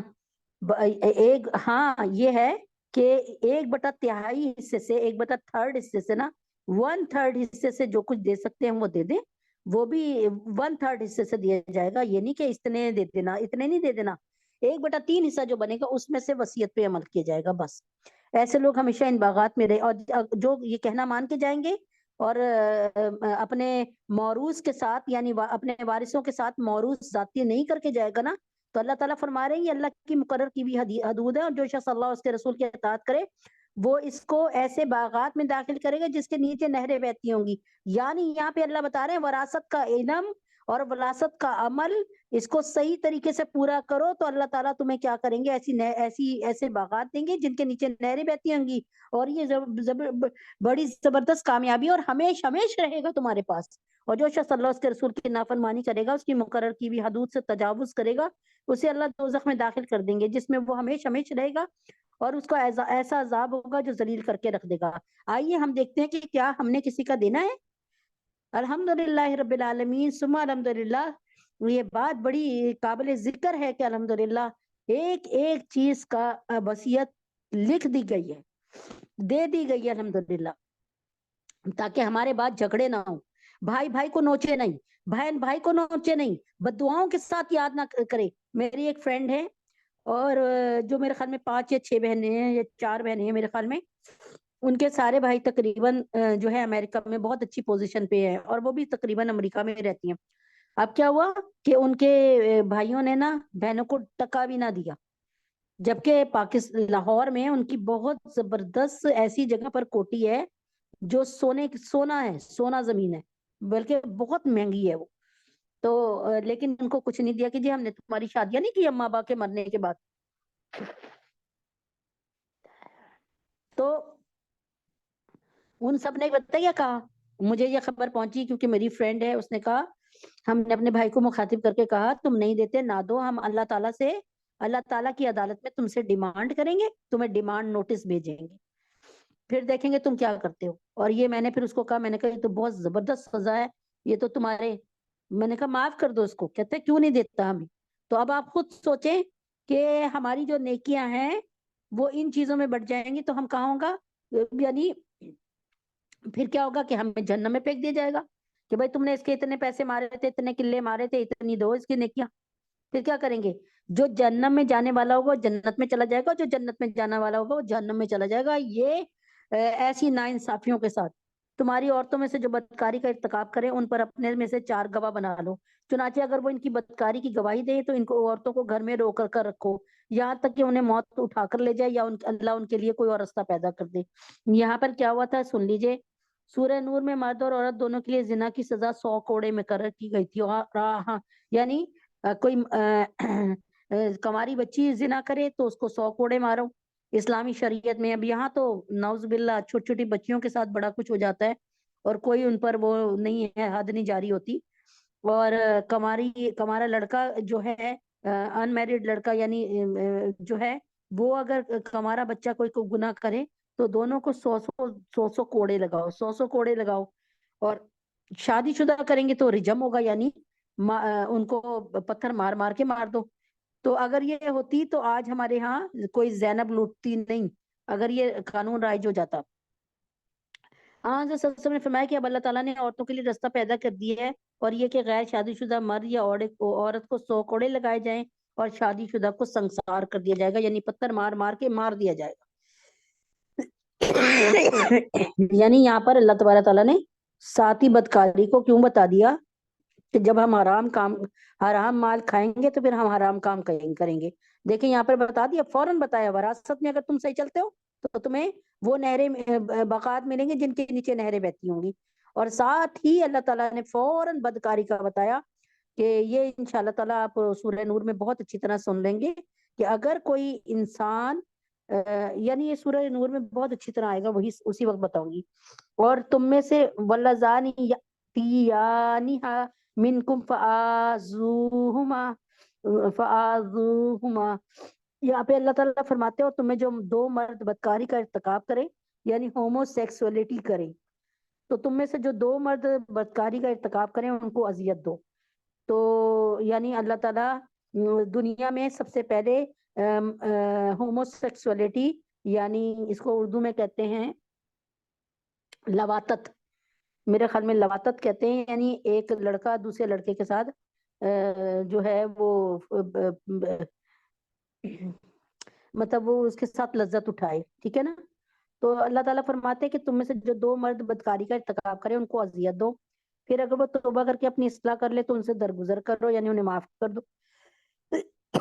बेशक अल्लाह बहुत तौबा कबूल करने वाले और बड़े मेहरबान है। अल्लाह ने तौबा कबूल करने की जो जिम्मेदारी ली है वो इन लोगों के लिए है जो नादानी से कोई बुराई कर डालते हैं फिर जल्दी से तौबा कर लेते हैं। यानी अल्लाह ताला फरमाते हैं, हमें एक बात समझा रहे हैं कि अब ये नहीं है कि तुम गुनाह पे गुनाह करते रहो, जिना पे जिना करते रहो, शराब पे शराब पीते रहो, अभी शराब पी अभी जिना किया और अल्लाह पाक माफ कर दे, अल्लाह पाक माफ कर दे, कल फिर शराब पी और जिना किया अल्लाह पाक माफ कर दे। ये बात तो गलत है। अल्लाह ने तौबा कबूल करने की जो जिम्मेदारी ली वो इन लोगों के लिए है जो नादानी से कोई बुराई कर डालते हैं फिर जल्द ही तौबा कर लेते हैं। चुनांचे अल्लाह रब्बुल इज्जत इनकी तौबा कबूल कर लेते हैं और अल्लाह हर बात को खूब जानने वाले भी हैं और हिकमत वाले भी हैं।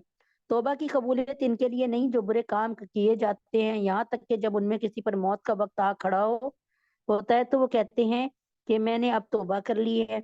और ना उनके लिए जो कुफरी की हालत में मर जाते हैं, ऐसे लोगों के लिए तो हमने दुख देने वाला अजाब तैयार कर रखा है। ऐ ईमान वालों है ईमान वालों, ये बात तुम्हारे लिए हलाल नहीं है कि तुम जबरदस्ती औरतों के मालिक बन बैठो। यहाँ पर ये मर्दों के खिलाफ फितरत हमजिनसी के अमल की तरफ इशारा है।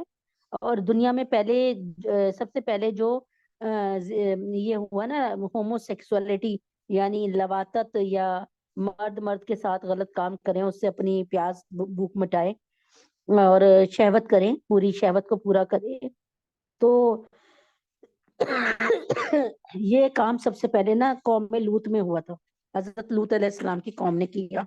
अब जितनी भी लवातत होगी ना, जितनी भी होमोसेक्सुअलिटी होगी, उसमें सबसे पहले गुनाह, सबसे पहले अजाब उनको होगा और उसके बाद जो अजाब होगा किसको होगा, उसके बाद जो ये अजाब होगा इनको होगा जो ये सब कर रहे हैं। और इनको इस गर्ज से मुकीद मत करो कि तुमने जो कुछ उनको दिया उसका कुछ हिस्सा ले उड़ो, इल्ला ये कि वो खुली बेहयाई का इर्तिकाब करें। इसको सुन ले, जमाने जालियत में ये जालिमाना रस्म चली आती थी। जब किसी औरत के शौहर का इंतकाल हो जाता था तो उसके वुरसा इस औरत को भी मीरास का हिस्सा समझकर उसके इस मानी में मालिक बन बैठते थे कि वो इनकी इजाजत के बगैर ना दूसरी शादी कर सकती थी ना जिंदगी के दूसरे अहम फैसले करने का हक रखती थी। यानी मियाँ मर गया तो वो मियाँ की जायदाद समझ के ना, मियाँ की विरासत समझ के औरत पे भी कब्जा कर लेते थे। इस आयत ने इस जालिमाना रस्म को खत्म फरमाया और اس طرح ایک ظالمانہ رواج یہ تھا، یعنی اللہ تعالیٰ نے فرمایا کہ بھائی اب وہ اس کو جو ہے عدت پوری کرنے دو، یعنی 130 دن کی عدت پوری کرنے دو، 4 مہینے 10 دن 130 دن بنتے ہیں نا۔ اس میں تھوڑا سا فرق یہ بھی ہے کہ اگر کسی عورت کا شوہر چاند کی پہلی تاریخ کو مرا تو پھر وہ کیا کرے گی، وہ چاند کے حساب سے عدت پوری کرے تو اس کی عدت کم ہو جائے گی، کچھ دن کم ہو جائے گی، کیونکہ ہمارے جو مہینے ہیں وہ کوئی 30 کا ہوتا ہے، کوئی 31 کا ہوتا ہے، یعنی لونر جو مہینے ہیں وہ سولر جو مہینے ہیں، شمسی مہینے، لیکن جو لونر مہینے ہیں نا، یعنی لونر کہتے ہیں قمری مہینوں کو، تو وہ جو ہے وہ تو آپ کو پتہ نا کبھی 29 کا چاند ہو جاتا ہے، کبھی 30 کا چاند ہو جاتا ہے۔ تو یہاں پہ اللہ تعالیٰ فرما رہے ہیں کہ زمانہ جاہلیت میں یہ ظالمانہ رسم چلی آتی تھی کہ جب کسی عورت کے شوہر کا انتقال ہو جاتا تو اس کے ورثہ اس عورت کو بھی میراث کا حصہ سمجھ کر اس کے اسمانی میں مالک بن بیٹھتے کہ ان کی اجازت کے بغیر نہ دوسری شادی کر سکتی تھی، نہ زندگی کے دوسرے اہم فیصلے کرنے کا حق رکھتی تھی۔ اس آیت نے ظالمانہ رسم کو ختم فرمایا ہے۔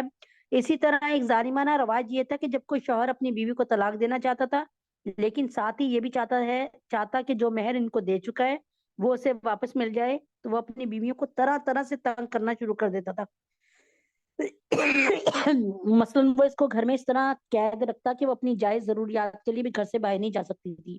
اس طرح ستانے کا مقصد یہ ہوتا تھا کہ وہ بیچاری مجبور ہو کر شوہر سے خلا لے لے، خلاصی حاصل کرنے کے لیے اسے خود یہ پیشکش کرے کہ تم میرا مہر جو ہے وہ واپس لے لو اور مجھے طلاق دے کے میری جان چھوڑ دو، یعنی اتنا ستانا کہ وہ خود سے کہہ کے مجھے خلا دے دو۔ اور جب خلا ہوتی ہے نا تو پھر یہ ہوتا ہے کہ تمام قسم کا مال جو وہ لے کے بھی آئی ہوتی ہے نا جہیز کا، وہ بھی چھوڑنا پڑتا ہے، جو میں نے سنا ہے۔ تو اور ان کے ساتھ بھلے انداز میں زندگی بسر کرو، اگر تمہیں اسے پسند نہ کرتے ہو تو یہ عین ممکن ہے کہ تم کسی چیز کو ناپسند کرتے ہو اور اللہ نے اس میں بہت کچھ بھلائی رکھ دی ہو، اور اگر تم ایک بیوی کے بدلے دوسری بیوی سے نکاح کرنا چاہتے ہو، ان میں سے ایک کو ڈھیر سارا مہر دے چکے ہو تو اس میں سے کچھ واپس نہ لو، کیا تم بہتان لگا کر اور کھلا گناہ کر کے مہر واپس لوگے؟ یہاں پہ عورتوں کو گلو خلاصی کے لیے اپنا مہر واپس کرنے پہ مجبور کرنا، یعنی عورتوں کو اتنا ستانا کہ وہ تنگ آ کر کہیں کہ بھئی ہم کھلا لیتے ہیں، ہم سارا کچھ تمہارے پاس چھوڑ کے نا، سارا کچھ اپنے کپڑے بھی زیور بھی چھوڑ کے بس ہمیں تم آزاد کر دو، یعنی ایسی اللہ تعالیٰ فرما رہے ہیں کہ ایسی صورتحال پیدا نہ کرو۔ یاد رکھو اب یہ فرمایا جا رہا ہے کہ اگر تم ان سے مہر واپس کرنے کا مطالبہ کرو گے تو یہ تمہاری طرف سے ان پر بہتان باندھنے کا مترادف ہوگا کہ انہوں نے کھلی بے حیائی کا ارتکاب کیا ہے، کیونکہ ان کو مہر کی واپسی پہ مجبور کرنا اس صورت کے سوا کسی حالت میں جائز نہیں۔ اچھا یہاں پہ دو باتیں ہیں، ایک یہ کہ ایک آدمی ہے اس کو اپنی بیوی کو پسند ہی نہیں کرتا، ٹھیک ہے، لیکن وہ اس کو جو ہے طلاق دے کر بھیج بھی نہیں رہا اور اس کی طرف رجوع بھی نہیں کرتا، اس سے کوئی بات بھی نہیں کرتا، اس سے کوئی مشورہ بھی نہیں کرتا، اسے گھر سے باہر نہیں نکلنے دیتا۔ اب اگر بیوی اس سے خلا لینا یعنی اس کو طلاق بھی نہیں دے رہا، اب بیوی کہیں کہے کہ بھائی میں تم سے جو ہے وہ چاہتی ہوں، خلاصی چاہتی ہوں، میں جانا چاہتی ہوں یہاں سے تمہیں چھوڑ کے اور میں تم سے کچھ بھی نہیں مانگ رہی، ٹھیک ہے نا، تو ایسے حالات پیدا کر دینا۔ یہ ایک اور بات بھی ہے کہ اگر کوئی عورت بے حیائی کرتی ہو، میاں کے پیچھے کسی اور سے ملتی ہو اور کسی اور کو خوش کرتی ہو، تو اس صورت میں کیا ہوتا ہے، اس صورت میں یہ ہوتا ہے کہ اس میں یہ ہوتا ہے کہ پھر جو ہے ہم جو ہے اس صورت میں ان سے کہتے ہیں تم یہاں سے چلی جاؤ اور ہم اسے نا جو ہے کہتے ہیں ہمارا مہر واپس کر دو، ٹھیک ہے۔ تو ورنہ وہ صورت میں تو کر سکتے ہیں ہم، جب ہماری کوئی بیوی جب کسی ایک انسان کی بیوی کوئی گندے کام میں لگ گئی ہو اور حرام کاری کرتی ہو تو پھر اس کو جب وہ کرو طلاق دینے کا ارادہ کرو تو اس سے کبھی میرا مہر دے دو، لیکن اس کے علاوہ کوئی بھی اور کوئی صورت نہیں جائز کہ ہماری بیوی اچھی ہے، نیک ہے، لیکن ہمیں نہیں پسند، لیکن ہم اس کو اتنا ستا رہے ہیں کہ وہ کہہ رہی ہے کہ اچھا بھائی میں اب کچھ بھی نہیں لیتی اور مجھے جو ہے تم بس اب جانے دو، یہاں سے طلاق دے دو بس۔ اور جن عورتوں سے تمہارے باپ دادا کسی وقت نکاح کر چکے ہیں تو تم انہیں نکاح میں نہ لاؤ، البتہ پہلے جو کچھ ہو چکا وہ ہو چکا، یہ بڑی بے حیائی ہے، گھناؤنا عمل ہے اور بے راہ روی کی بات ہے۔ یہ یہاں پہ کہا جا رہا ہے کہ جاہلیت میں لوگ اپنی سوتیلی ماں سے نکاح کرنے کو عیب نہیں سمجھتے تھے، اس آیت نے اس بے شرمی کو ممنوع قرار دیا ہے۔ البتہ جن لوگوں نے اسلام سے پہلے ایسا نکاح کیا تھا ان کے بارے میں فرمایا گیا کہ پچھلے گناہ معاف ہو گئے ہیں، کیونکہ اسلام لانے سے پہلے ان الاسلام یہدم ما کان قبلہ، کہ اسلام لانے سے پہلے تمام کے تمام جتنے بھی گناہ کیے ہیں، اسلام جب لے کے آتے ہو تو وہ تمام گناہ ختم ہو جاتے ہیں، ڈھا جاتے ہیں۔ جیسے بلڈوزر سے کوئی عمارت گرائی جاتی ہے، بالکل ایسے ہی تمہارے گناہ بھی ختم کر دیے جاتے ہیں اور ان کی جگہ نیکیاں لکھ دی جاتی ہیں۔ اچھا جی، تم پر حرام کر دی گئی ہیں تمہاری مائیں، یعنی یہ اللہ تعالیٰ فرما رہے ہیں کہ ایک شخص پر اس کی ماں حرام ہے، اسے غلط نظر سے نہ دیکھے۔ تمہاری بیٹیاں، تمہاری مائیں، تمہاری بہنیں، تمہاری پھوپھیاں، تمہاری خالائیں اور بھتیجیاں اور بھانجیاں، سگی بھتیجی اور سگی بھانجی، یہ سب کے سب محرم رشتے ہیں۔ اور تمہاری وہ مائیں جنہوں نے تمہیں دودھ پلایا، یعنی تمہاری رضائی ماں بھی تمہارے کبھی نکاح میں نہیں آ سکتی، اور یہ حرام کاری کرنے کے لیے بھی کبھی ان کی طرف توجہ نہ دو۔ اور تمہاری دودھ شریک بہنیں، اور تمہاری بیویوں کی مائیں، اور تمہاری زیر پرورش تمہاری ستیلی بیٹیاں، جو تمہاری ان بیویوں کے پیٹ سے ہوں جن کے ساتھ تم نے خلوت کی ہو۔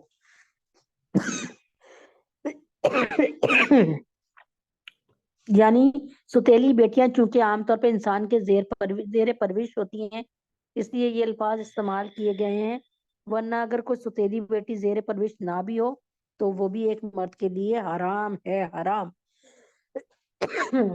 ایک آدمی شادی کرتا ہے ایک ایسی عورت سے جس کے پہلے میاں سے بچے ہیں، تو وہ اب ان کا باپ ہے، نہ کہ ان کے ساتھ غلط سلوک کرنے والا۔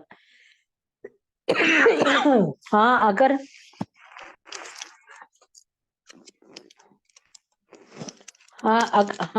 تم نے ان کے ساتھ خلوت نہ کی ہو، یعنی تمہارا اور آپس میں ملاپ نہ ہوا اور انہیں تم نے طلاق دے دی ہو یا ان کا انتقال ہو گیا ہو، تو تم پر ان کی لڑکیوں سے نکاح کرنے میں کوئی گناہ نہیں۔ زید نے باقرہ سے نکاح کیا لیکن باقرہ کا انتقال ہو گیا یا باقرہ کو اس نے طلاق دے دی، تو اب کوئی باقرہ کی اگر پہلے میاں سے مطلب کوئی بیٹیاں ہیں تو ان سے زید نکاح کر سکتا ہے۔ نیز تمہارے سربی بیٹوں کی بیویاں بھی تم پر حرام کی ہیں، اور یہ بات بھی حرام ہے کہ تم دو بہنوں کو ایک ساتھ نکاح میں جمع کرو۔ یعنی ایک نبی اکرم صلی اللہ علیہ وسلم نے بھی حضرت عثمان غنی رضی اللہ عنہ کے نکاح میں حضرت زینب نہیں، حضرت رقیہ ام کلثوم اور حضرت رقیہ، یہ حضرت ام کلثوم جی، یہ دونوں جو بیٹیاں دی تھیں، تو پہلے ایک بیٹی دی، پھر جب ان کا انتقال ہو گیا پھر دوسری بیٹی دی۔ ٹھیک ہے، ایک آدمی کے نکاح میں دو بہنیں نہیں ہو سکتی، یعنی دو بہنوں کے ساتھ وہ ایک ساتھ نہیں نکاح میں رکھ سکتا۔ نیز تمہارے سلبی بیٹوں کی بیویاں بھی تم پر حرام ہیں، اور یہ بات بھی حرام ہے کہ تم دو بہنوں کو ایک ساتھ نکاح میں جمع کرو، البتہ جو کچھ تم پہلے کر چکے ہو، جو کچھ ہو چکا ہے، بے شک اللہ بہت معاف کرنے والا ہے، بڑا معاف کرنے والا ہے، یعنی بڑا مہربان ہے۔ اب تم جتنا مرضی پہلے کچھ کر چکے ہو لیکن اب تم تائب ہوتے ہو تو اللہ تعالیٰ نے تمہیں معاف کر دیا۔ نیز وہ ہوتے تم پر حرام ہیں جو دوسرے شوہروں کے نکاح میں ہوں، البتہ جو کنیزیں تمہاری ملکیت میں آ جائیں وہ مستثنا ہے، یعنی وہ صحیح ہے۔ اس کو غور سے سننے، کافی اہم ہے یہ چیپٹر۔ جو کنیزیں جہاد کے دوران گرفتار کر کے دارالاسلام لائی جاتی تھی اور ان کے شوہر دارالحرب میں رہ جاتے تھے، یعنی اس میں میدان جنگ میں، تو ان کا نکاح ان شوہروں سے ختم ہو جاتا تھا، لہٰذا جب وہ دارالاسلام میں آنے کے بعد ایک حیض کی مدت پوری کر لیتی اور ان کو پچھلے شوہر سے حمل نہ ہوتا تو ان کا نکاح دارالاسلام کے کسی مسلمان سے جائز تھا۔ اب تو 3 حیض پورے کرنے کا کہا ہے نا، اس میں صرف ایک حیض کا دکھا ہے کہ بھائی دیکھ لو کہ یہ پریگننسی تو نہیں ہے، مگر یہ حکم انہی باندیوں کا ہے جو شرعی طور پہ باندی بنائی گئی ہوں۔ آج کل ایسی کنیزوں یا باندیوں کا کوئی وجود نہیں ہے، آج کل یہ سب کچھ ختم ہو چکا ہے، یہ اس وقت کے احکامات تھے۔ ہاں کبھی کوئی ریئر کیس ہو جائے ہزاروں میں سے ایک، تو یہاں سے وہ اس مسئلے کے حل کو سمجھ گئے، لیکن اب یہ چیز ہوتی نہیں ہے۔ میں بتاؤں، یہ تقریباً منسوخ ہو گئی ہے، مطلب منسوخ تو نہیں، لیکن اب اس کی ضرورت نہیں پیش آتی. اب آپ کے گھر میں جو مائیاں آتی ہیں کام کرنے, ان کے ابو کا بھی پتا ہوتا ہے, ان کی امی کا بھی پتا ہوتا ہے, ان کے گھر والوں کا بھی پتا ہوتا ہے نا, اس کو اپنے گھر کا بھی پتا ہوتا ہے. پہلے یہ ہوتا تھا قافلوں کے قافلے لوٹے جاتے تھے اور بچوں کو عورتوں کو پھر بیچا جاتا تھا, ٹھیک ہے نا, بچوں بچیوں کو عورتوں کو بیچا جاتا تھا غلام کی حیثیت سے. تو وہاں یہ ہوتا تھا کہ جب کوئی ایک آدمی کسی کو بچی کو یا بچے کو خریدتا تھا یا کسی عورت کو خریدتا تھا, تو اب وہ پوری عمر کے لیے اب ظاہر ہے اسی عورت نے جیسے اپنی بیوی کی نہیں نگہداشت کرتا, دیکھتا ہے کہ کوئی اس کے کھانا پینا دانا, اسی طرح کی ذمہ داری مرد پہ عائد ہو جاتی ہے نا جب کوئی وہ لانڈی کو رکھتا تھا. تو اس وقت یہ تھا کہ حلال تھا کہ ہم لانڈیوں کے ساتھ اپنی لانڈی بھی جو لانڈی ہوتی تھی اس کے ساتھ مرد تعلق قائم کر سکتا تھا, اس میں گناہ نہیں تھا. لیکن اب یہ بالکل ہی یہ سمجھ لے منسوخ ہو چکا ہے. اللہ نے یہ کام تم پر فرض کر دیے, ان عورتوں کو چھوڑ کر تمام عورتوں کے بارے میں یہ حلال کر دیا ہے کہ تم اپنا مال بطور مہر خرچ کر کے انہیں اپنے نکاح پہ لانا چاہو. یعنی اب اللہ تعالیٰ نے کیا فرمایا کہ اب جب تم نکاح کرو گے نا تو اب اس کا مہر دو گے تم, ٹھیک ہے. وہ پہلے کیا تھا, پہلے یہ کہ اگر کوئی عورت کو خریدا ہے غلام کی حیثیت سے, اب غلام کی حیثیت سے خریدا ہے, تو پھر جب غلام کی حیثیت سے خریدا ہے تو اب وہ تمہارے لیے یہ ہے کہ تم اس کے ساتھ اپنی مطلب جیسے بیوی کے ساتھ رہتے ہو اس طرح مطلب اس کو بھی استعمال کر سکتے ہو. لیکن اب یہ تقریباً ناپید ہو چکا ہے, اس لیے اس کو بس صرف ایک حکم ہی سمجھ لیں. ہاں کبھی ایسا ہو کسی کے ساتھ تو پھر وہ اس بات کو دیں گے. اچھا تم بشرطے کہ تم ان سے باقاعدہ, اچھا اب اللہ نے یہ احکام تم پر فرض کر دیے ہیں, ان عورتوں کو چھوڑ کر تمام عورتوں کے بارے میں یہ حلال کر دیا ہے کہ تم اپنا مال بطور مہر خرچ کر کے اپنے نکاح میں لانا چاہو. یعنی اب جو ایک مرد کسی عورت سے شادی کرے گا تو مہر کمپلسری ہے. ہم نے مہر کو بہت جو ہے نا, ہم نے مہر کو بہت آسان لے لیا, ہمیں مہر کی پرواہ نہیں ہوتے. میں آپ کو لکھ کر دیتی ہوں, میں اگر ابھی بات کروں نا, اگر ایک جگہ عورتیں 50,000 عورتیں بیٹھی ہو نا تو 50,000 سے پوچھو نا کہ ہاں بھائی تمہیں مہر مل گئے, تو میرے خیال میں 5-10 ہزار عورتیں کہیں گی ہاں ہمیں مل گئے.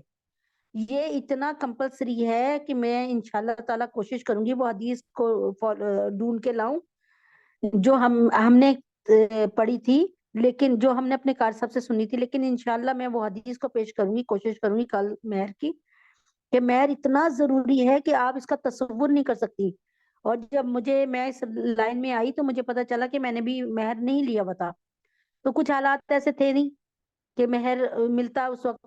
لیکن پھر کیا ہوا کہ اللہ کے حکم سے کہ میں نے شوہر سے کہا کہ بھئی آپ کہیں سے بھی بندوبست کریں, صرف سمجھانے کو بتا رہی ہوں کہ یہ اتنا کمپلسری ہے. میں نے کہا کہیں بھی پتہ کریں آپ مہر دیجئے. اور جب انہوں نے مہر لا کے دیا مجھے, جہاں سے بھی لا کے دیا ہو, یعنی اپنی پیسوں میں سے نکال کے, میں نے اس کو قبول کیا اور میں نے کہا ہاں مجھے آپ نے مہر دے دیا, میں نے اسے قبول کیا, اب آپ اس کو اپنے کاروبار میں لگا لیں یا جہاں لگانا چاہیں لگا لیں. تو خدا کے واسطے یہ اس کاروائی میں کتنے منٹ لگتے ہیں, اس کو کر لو. اللہ کی ہاں آپ کی قسموں کا, آپ کے اندرونی حالات کا بڑا جائزہ لیا جاتا ہے, اس پہ فیصلے ہوتے ہیں, بشرطے کہ تم ان سے باقاعدہ نکاح کا رشتہ قائم کر کے عفت حاصل کر لو. یہاں پہ اللہ تعالیٰ نے کیا فرمایا ہے کہ اگر تمہیں کوئی لڑکی پسند ہے تو تم اس کے ساتھ مہر مقرر کرو, ٹھیک ہے, اور مہر مقرر کرو اور اس کے بعد اس کو اپنے نکاح میں لاؤ, ٹھیک ہے, مہر دو اس کو, نکاح کرو اور مہر دے دو.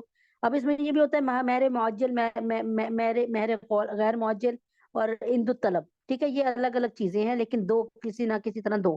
اب یہ بھی ہے کہ کسی نے 1,00,000 روپے مہر رکھا, اب اپنی پسلی کے مطابق رکھیں. یہ نہیں ہو کہ آپ کے پاس پسلی ہے نہیں, آپ دنیا والوں کو دکھانے کو کہ 1,00,000 روپے مہر, 2,00,000 روپے مہر, تو بھائی پھر کیا کرو 10-10 ہزار روپے 5-5 ہزار روپے مہینہ دینا شروع کر دو, ٹھیک ہے. اب جو تم نے بویا اسے کاٹو تو صحیح, بشرطے کہ تم سے باقاعدہ نکاح کا رشتہ قائم کر کے عفت حاصل کرو. صرف شہوت نکالنا مقصود نہیں ہے. یہاں پہ اللہ تعالیٰ فرماتے ہیں مقصد یہ ہے کہ نکاح ایک دیرپا تعلق کا نام ہے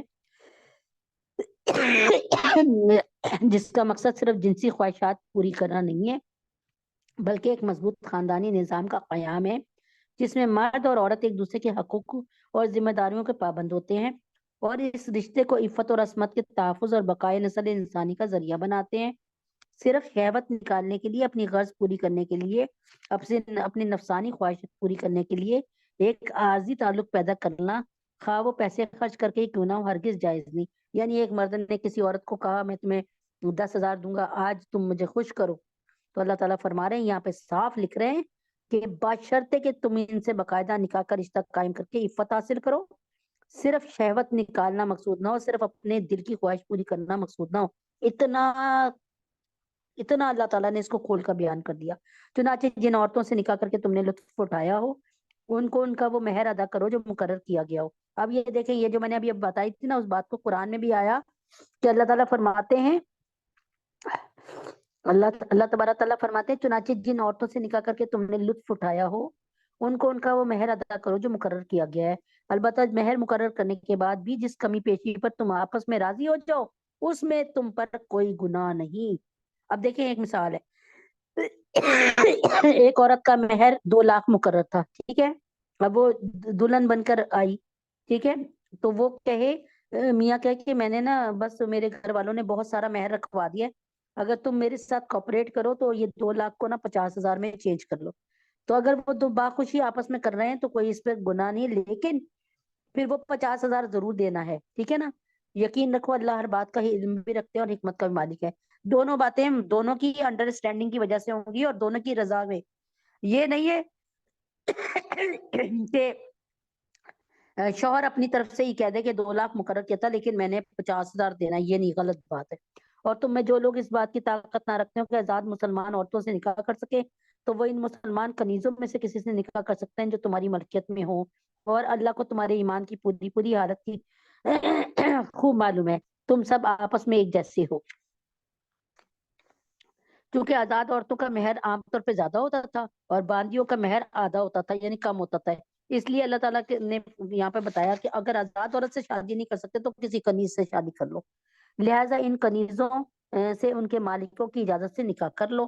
اور یعنی اب ایک بات ہے کہ ایک کنیز ہے کسی سامنے والے گھر میں رہتی ہے، ٹھیک ہے، وہ انہوں نے خریدی ہوئی ہے. یہ اصل میں یہ نا اب نہیں ہوتا نا، لیکن میں آپ کو سمجھا رہی ہوں کہ زید ہے اس کو اپنے دوست کے گھر میں جو کنیز ہے وہ اچھی لگ گئی، ٹھیک ہے. تو وہ یعنی ان نوکرانی سے، لہٰذا ان کنیزوں سے ان کے وہ پھر چاہیے زید کو کہ وہ اپنے دوست سے پوچھے کہ بھائی میں تمہاری نوکرانی سے شادی کر سکتا ہوں، لہٰذا ان کنیزوں سے ان کے مالکوں کی اجازت سے نکاح کرو، ٹھیک ہے، اور ان کو قاعدے کے مطابق ان کا مہر ادا کرو. یہ مہر ادا ہوگا، یعنی ایک مثال ہے کہ آپ کا میرا مہر یا آپ کا مہر ہوا 50,000، تو اب ان کا مہر جو ہوگا نا یہ آدھا ہوگا یعنی 25,000، ٹھیک ہے. بشرطے کہ ان سے یعنی ابھی حالات خراب تھے، تم 50,000 مہر دینے کی طاقت نہیں رکھتے تو تم کسی کنیز سے شادی کر لو تاکہ تم مہر بھی کم دو، بشرطے کہ ان سے نکاح کا رشتہ قائم کر کے انہیں پاک دامن بنایا جائے، نہ وہ صرف شہوت پوری کرنے کے لیے کوئی ناجائز کام کریں. اللہ تعالیٰ فرما رہے ہیں کہ یہ بھی اس صورت میں کہ تم ایک اچھا پاکیزہ تعلق قائم کرو، یہ نہیں کہ 2 دن 4 دن کے لیے غلط کام کرنے کے لیے نہیں، اور نہ خفیہ طور پر ناجائز آشنائیاں پیدا کریں. پھر جب وہ نکاح کی حفاظت میں آئیں تو اس کے بعد کسی بڑی بے حیائی یعنی زنا کا ارتکاب کریں تو اس پر اس سزا سے آدھی سزا واجب ہوگی. اب یہاں پر ایک اور مسئلہ آ گیا. اللہ تعالیٰ فرما رہے ہیں کہ دیکھو یہ سب کچھ اللہ تعالیٰ فرما رہے ہیں کہ یہ سب کچھ میں جو بتا رہا ہوں نا اس لیے بتا رہا ہوں، اللہ تعالیٰ فرما رہے ہیں کہ یہ سب کچھ میں اس لیے بتا رہا ہوں کہ بھائی تم یہ نہ سوچو کہ یہ تو قرآن میں حکم ہی نہیں ہے تو بھائی میں کیا کروں، اس کے متعلق تو میں مانوں گا نہیں. اللہ تعالیٰ فرما رہے ہیں زید سے، میں تمہیں سمجھانے کے لیے کہ زید ہے، زید کے پاس اتنے پیسے نہیں ہیں کہ وہ شادی کر سکے، اتنا بار اٹھا سکے اور مہر دے سکے. تو اب زید کو چاہیے کہ وہ کسی غلام سے شادی کر لے تو اس کو مہر جو عام طور پہ دیا جاتا ہے 50,000 یا 25,000 تو اس کو آدھا دینا پڑے گا. لیکن زید یہ بات سوچ لے کہ یہ کام اس لیے کر رہا ہے کہ وہ حرام کاری کو ختم کرنا چاہ رہا ہے، وہ زنا کو ختم کرنا چاہ رہا ہے، وہ ایک اللہ کے اصول پر چلنا چاہ رہا ہے، اس لیے وہ ایسی شادی کرے. اور اس میں یہ کہ اگر وہ زید جس سے شادی کرتا ہے وہ عورت بے حیا بھی ہے، یعنی کسی اور طرف بھی جاتی ہے اور لپکتی ہے، زنا کا کام بھی کرنے لگی ہے، تو اس پر تو اس کو کیونکہ وہ ایک غلام تھی تو جو سزا ایک آزاد عورت کی مقرر ہے، اس کو سزا بھی آدھی ملے گی، اس کو مہر بھی آدھی ملا تھا، اس کو سزا بھی آدھی ملے گی، اور اس کے بعد کسی بڑی بے حیا یعنی زنا کا ارتکاب کرے تو اس پر اس سزا سے آدھی سزا واجب ہوگی جو غیر شادی شدہ آزاد عورتوں کے لیے مقرر ہے۔ یہ سب یعنی کنیزوں سے نکاح کرنا تم میں ان لوگوں کے لیے ہے جن کو نکاح نہ کرنے کی صورت میں گناہ میں مبتلا ہونے کا اندیشہ ہو۔ اللہ تعالیٰ فرما رہے ہیں یہ سب کچھ میں اس بندے کے لیے، اس لڑکے کے لیے بتا رہا ہوں، اس آدمی کے لیے جو یہ سمجھ رہا ہو کہ اگر میں نکاح نہیں کروں گا تو کہیں میں حرام کاری نہ کر لوں۔ اس لیے اللہ کہہ رہے ہیں کہ گناہ میں اس سے بہتر کہ تم گناہ کوئی کرو، یعنی اس سے بہتر ہے کہ تم مطلب یہ کہ تم کوئی گناہ کرو، اس سے بہتر ہے کہ تم نکاح کر لو، ٹھیک ہے؟ نہ تم بہت اچھے لوگوں میں جاؤ، یعنی بہت امیر کمیر لوگوں میں جاؤ، تم غریبوں میں شادی کر لو، ٹھیک ہے؟ تاکہ تمہارا جو ہے نا تم غلط کام نہ کرو، اور اگر تم صبر ہی کیے رہو تو یہ تمہارے لیے بہت بہتر ہے، اللہ بہت بخشنے والے اور بڑے مہربان ہیں۔ اچھا، باندیوں سے نکاح اس وقت کیا جائے گا جب آزاد عورتوں سے نکاح کرنے کی استطاعت نہ ہو۔ دوسری طرف ہدایت کی کہ جب کسی باندی سے نکاح کی نوبت آ جائے تو پھر محض اس کے باندی ہونے کی وجہ سے اس کو حقیر سمجھنا درست نہیں ہے۔ اب وہ تمہاری بیوی ہے، اب وہ ایک باندی نہیں ہے، کیونکہ فضیلت کا اصل دار و مدار تقویٰ پہ ہے، یعنی اس کو پیار کرو، اس سے محبت کرو، اور اللہ تعالیٰ ہی بہتر جانتے ہیں کہ کس کی ایمانی حالت زیادہ مضبوط ہے، ورنہ اولاد آدم ہونے کے لحاظ سے سب ایک دوسرے کے برابر ہیں، ٹھیک ہے؟ اللہ پاک فرماتے ہیں یہ تو تمہیں آزمانے کے لیے کیا جا رہا ہے، ورنہ سارے مسلمان آپس میں بہن بھائی ہیں، بھائی بھائی ہیں۔ آزاد عورتیں اگر غیر شادی شدہ ہوں تو ان کے لیے زنا کی سزا 100 کوڑے ہے، جس کا ذکر سورہ نور میں ہے، لیکن یہی اگر کوئی نوکرانی غلط کام کرے، زنا کا کام کرے، تو اس کو پھر 100 کوڑے نہیں، اس کو 50 کوڑے پڑیں گے۔ اللہ چاہتے ہیں کہ تمہارے لیے ایک کام کی وضاحت کر دیں، اور جو یہاں پہ اللہ تعالیٰ فوری طور پہ اگر کسی باندی کا غلام عورت کا دل دکھے تو اللہ نے فوراً اس کا دل پہ مرہم رکھ دیا۔ اللہ چاہتا ہے کہ تمہارے لیے ایک کام کی وضاحت کرے، اور جو نیک لوگ تم سے پہلے گزرے ہیں تم کو ان کے طور طریقوں پہ لے آئے اور تم پر رحمت کے ساتھ توجہ فرمائے۔ اللہ ہر بات کے جاننے والے بھی ہیں، حکمت والے بھی ہیں، اور اللہ ہر بات کے جاننے والے بھی ہیں، اور اللہ حکمت والے بھی ہیں۔ اللہ تو چاہتے ہیں کہ تمہاری طرف توجہ کرے، اور جو لوگ نفسانی خواہشات کے پیچھے لگے ہوئے ہوں وہ چاہتے ہیں کہ تم راہ راست سے ہٹ کر بہت دور جا پڑو، ٹھیک ہے؟ تو اللہ چاہتے ہیں کہ تمہارے ساتھ آسانی کا معاملہ کرے، اور انسان کمزور پیدا ہوا ہے۔ یہاں پر ایک بات بتا دیتی ہوں کہ اے ایمان والو، آپس میں ایک دوسرے کے مال ناحق طریقے سے نہ کھاؤ، اللہ یہ کہ کوئی تجارت باہمی رضامندی سے وجود میں آئی ہو تو وہ جائز ہے، اور اپنے آپ کو قتل نہ کرو، یقین جانو اللہ تم پر بہت مہربان ہے۔ آج نکاح بہت مشکل ہے، زنا بہت آسان ہو گیا۔ یہاں پر اللہ تعالیٰ نے ایک بات اور بتا دی جس کو بتا دیتی ہوں اسی طرح کہ جو لوگ نفسانی خواہشات کے پیچھے لگے ہوں اور وہ چاہتے ہیں کہ تم راہ راست پر سے ہٹ کر بہت، یعنی یہاں پر اللہ تعالیٰ فرماتے ہیں کہ اگر تم نے اپنی نفسانی خواہشات پر جو ہے اسے توبہ کر لی تو اللہ تبارک تعالیٰ پھر، یعنی تم نے کسی غلط کام سے کو توبہ کر لی، تمہارا دل کسی غلط کام کے لیے چاہ رہا ہے لیکن تم توبہ کرتے ہو، تو اللہ تعالیٰ فرماتے ہیں کہ اللہ تعالیٰ دیکھ رہے ہیں اور اللہ تعالیٰ تمہاری توبہ کو قبول فرماتے ہیں،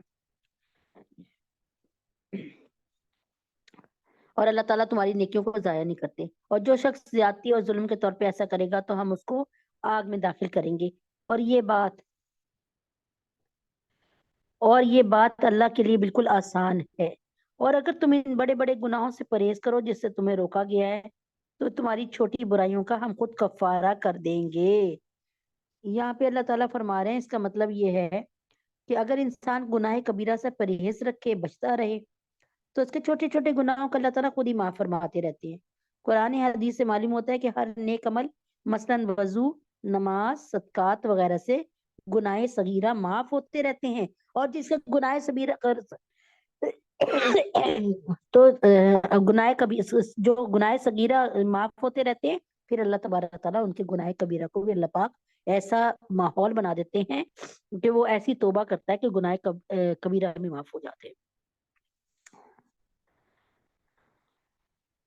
اچھا، یہاں پہ اللہ تعالیٰ یہ ایک بات کی طرف اشارہ فرما رہے ہیں کہ یہاں پہ اللہ تعالیٰ نے فرمایا ہے کہ اور اپنے آپ کو قتل نہ کرو، ٹھیک ہے، دوسرے کی جان لینے کو اپنے آپ کو قتل کرنے سے تعبیر کر کے اس طرف یہ بھی اشارہ ہو گیا کہ کسی دوسرے کو قتل کرنا بالآخر اپنے آپ ہی کو قتل کرنا ہے، کیونکہ اس کے بدلے میں خود قاتل قتل ہو سکتا ہے، یعنی قصاص ہو سکتا ہے، یعنی یہ کہ یعنی اگر زید نے باقر کو قتل کیا، اب باقر کے گھر والے جو ہے قصاص کے طور پہ زید کو قتل کرا دیں گے، تو اس کا مطلب یہ ہے کہ اس نے زید نے اپنے ہی قتل کا سامان کر لیا نا۔ تو اس کا یہ مطلب یہ کہ اگر انسان گناہ کبیرہ سے پرہیز رکھے تو اس کے چھوٹے چھوٹے گناہوں کو اللہ تعالیٰ خود ہی معاف فرماتے رہتے ہیں۔ قرآن حدیث سے معلوم ہو جاتا ہے کہ اللہ تعالیٰ ان چھوٹی چھوٹی باتوں سے بڑے بڑے گناہوں کی طرف یعنی گناہوں کی معافی عطا فرماتے ہیں۔ اور جن چیزوں میں ہم نے تم کو ایک دوسرے پر فوقیت دیا اس کی تمنا نہ کرو، مرد جو کچھ کمائی کریں گے ان کو اس میں حصہ ملے گا، عورتیں جو کچھ کمائی کریں گی ان کو ان میں حصہ ملے گا، اللہ سے اس کا فضل مانگا کرو، بے شک اللہ ہر چیز کو خوب جاننے والے ہیں، اللہ سے اللہ کا فضل مانگا کریں، فضل۔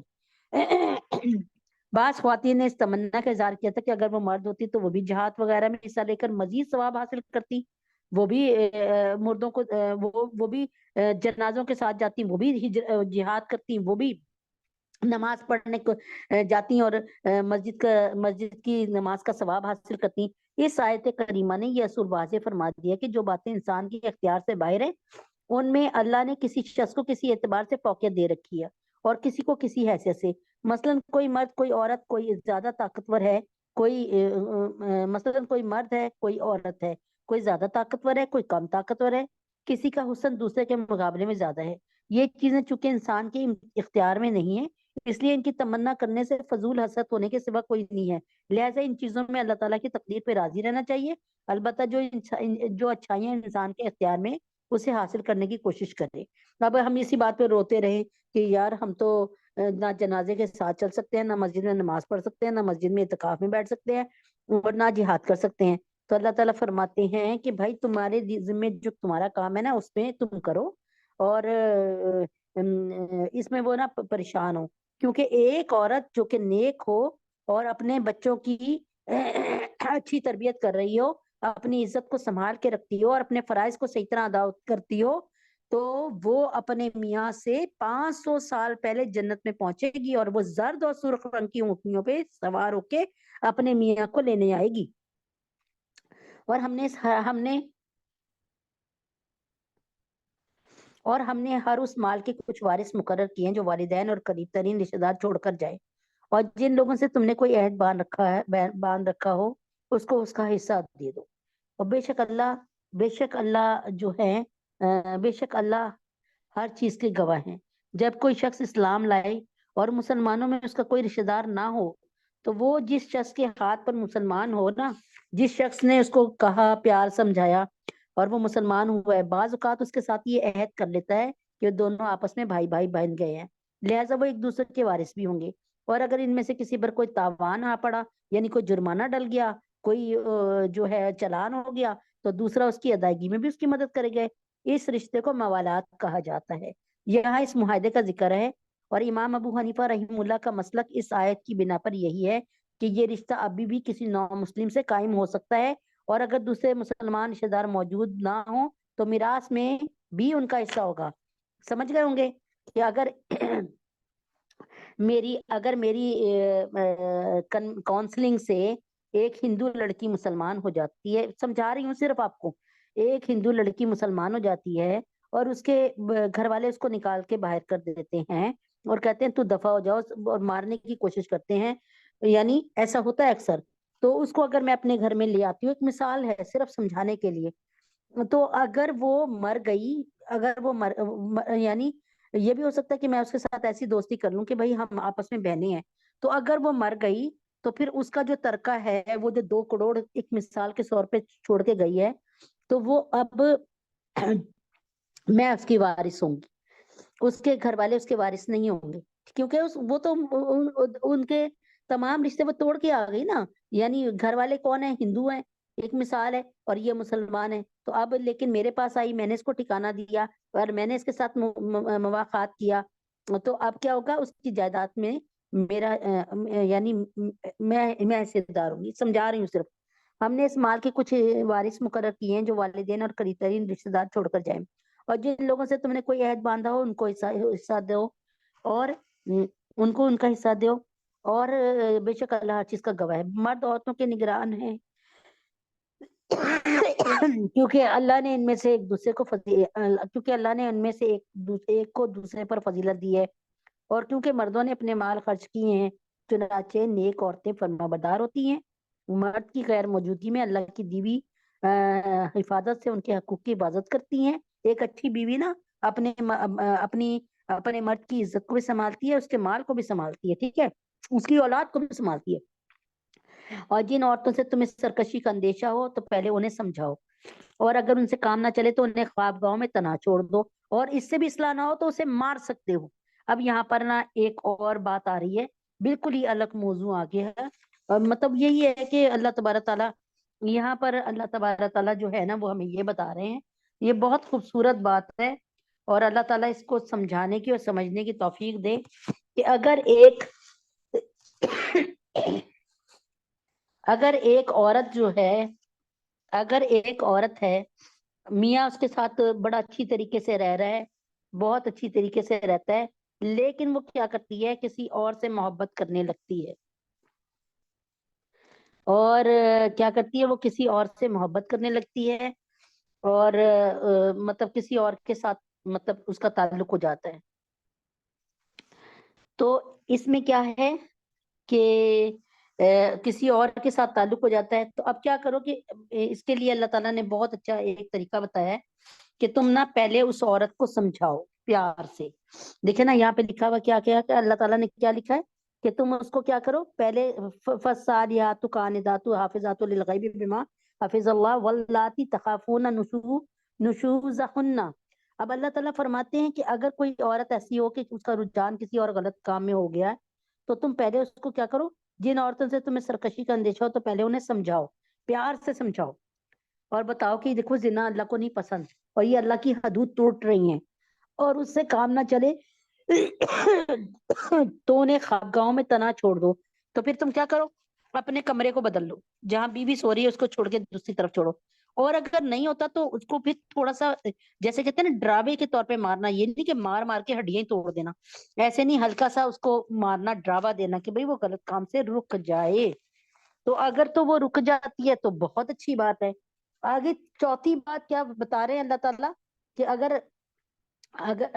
اگر وہ نہیں رک رہی ہے، نہیں ابھی بات مان رہی، تو اللہ تعالیٰ فرماتے ہیں کہ پھر آگے کیا ہو کہ جو لڑکی کے ملنے والے ہوں، عورت کے ملنے والے ہوں، ان میں سے مخلص لوگ، اور جو مرد کے ملنے والے ہوں ان میں سے بھی مخلص لوگ، جب دونوں طرف کے مخلص لوگ بیٹھیں گے نا، جب دونوں طرف کے جب دونوں طرف کے مخلص لوگ بیٹھیں گے اور پیار محبت سے سمجھائیں گے، اخلاص کے ساتھ، اخلاص شرط ہے، گھر کو بسانا شرط ہے، یہ سوچ کر بیٹھیں گے کہ گھر کو بسا کے ہی لوٹیں گے، اللہ تعالیٰ فرماتے ہیں پھر میں آ جاتا ہوں، سمجھ آ رہی ہے؟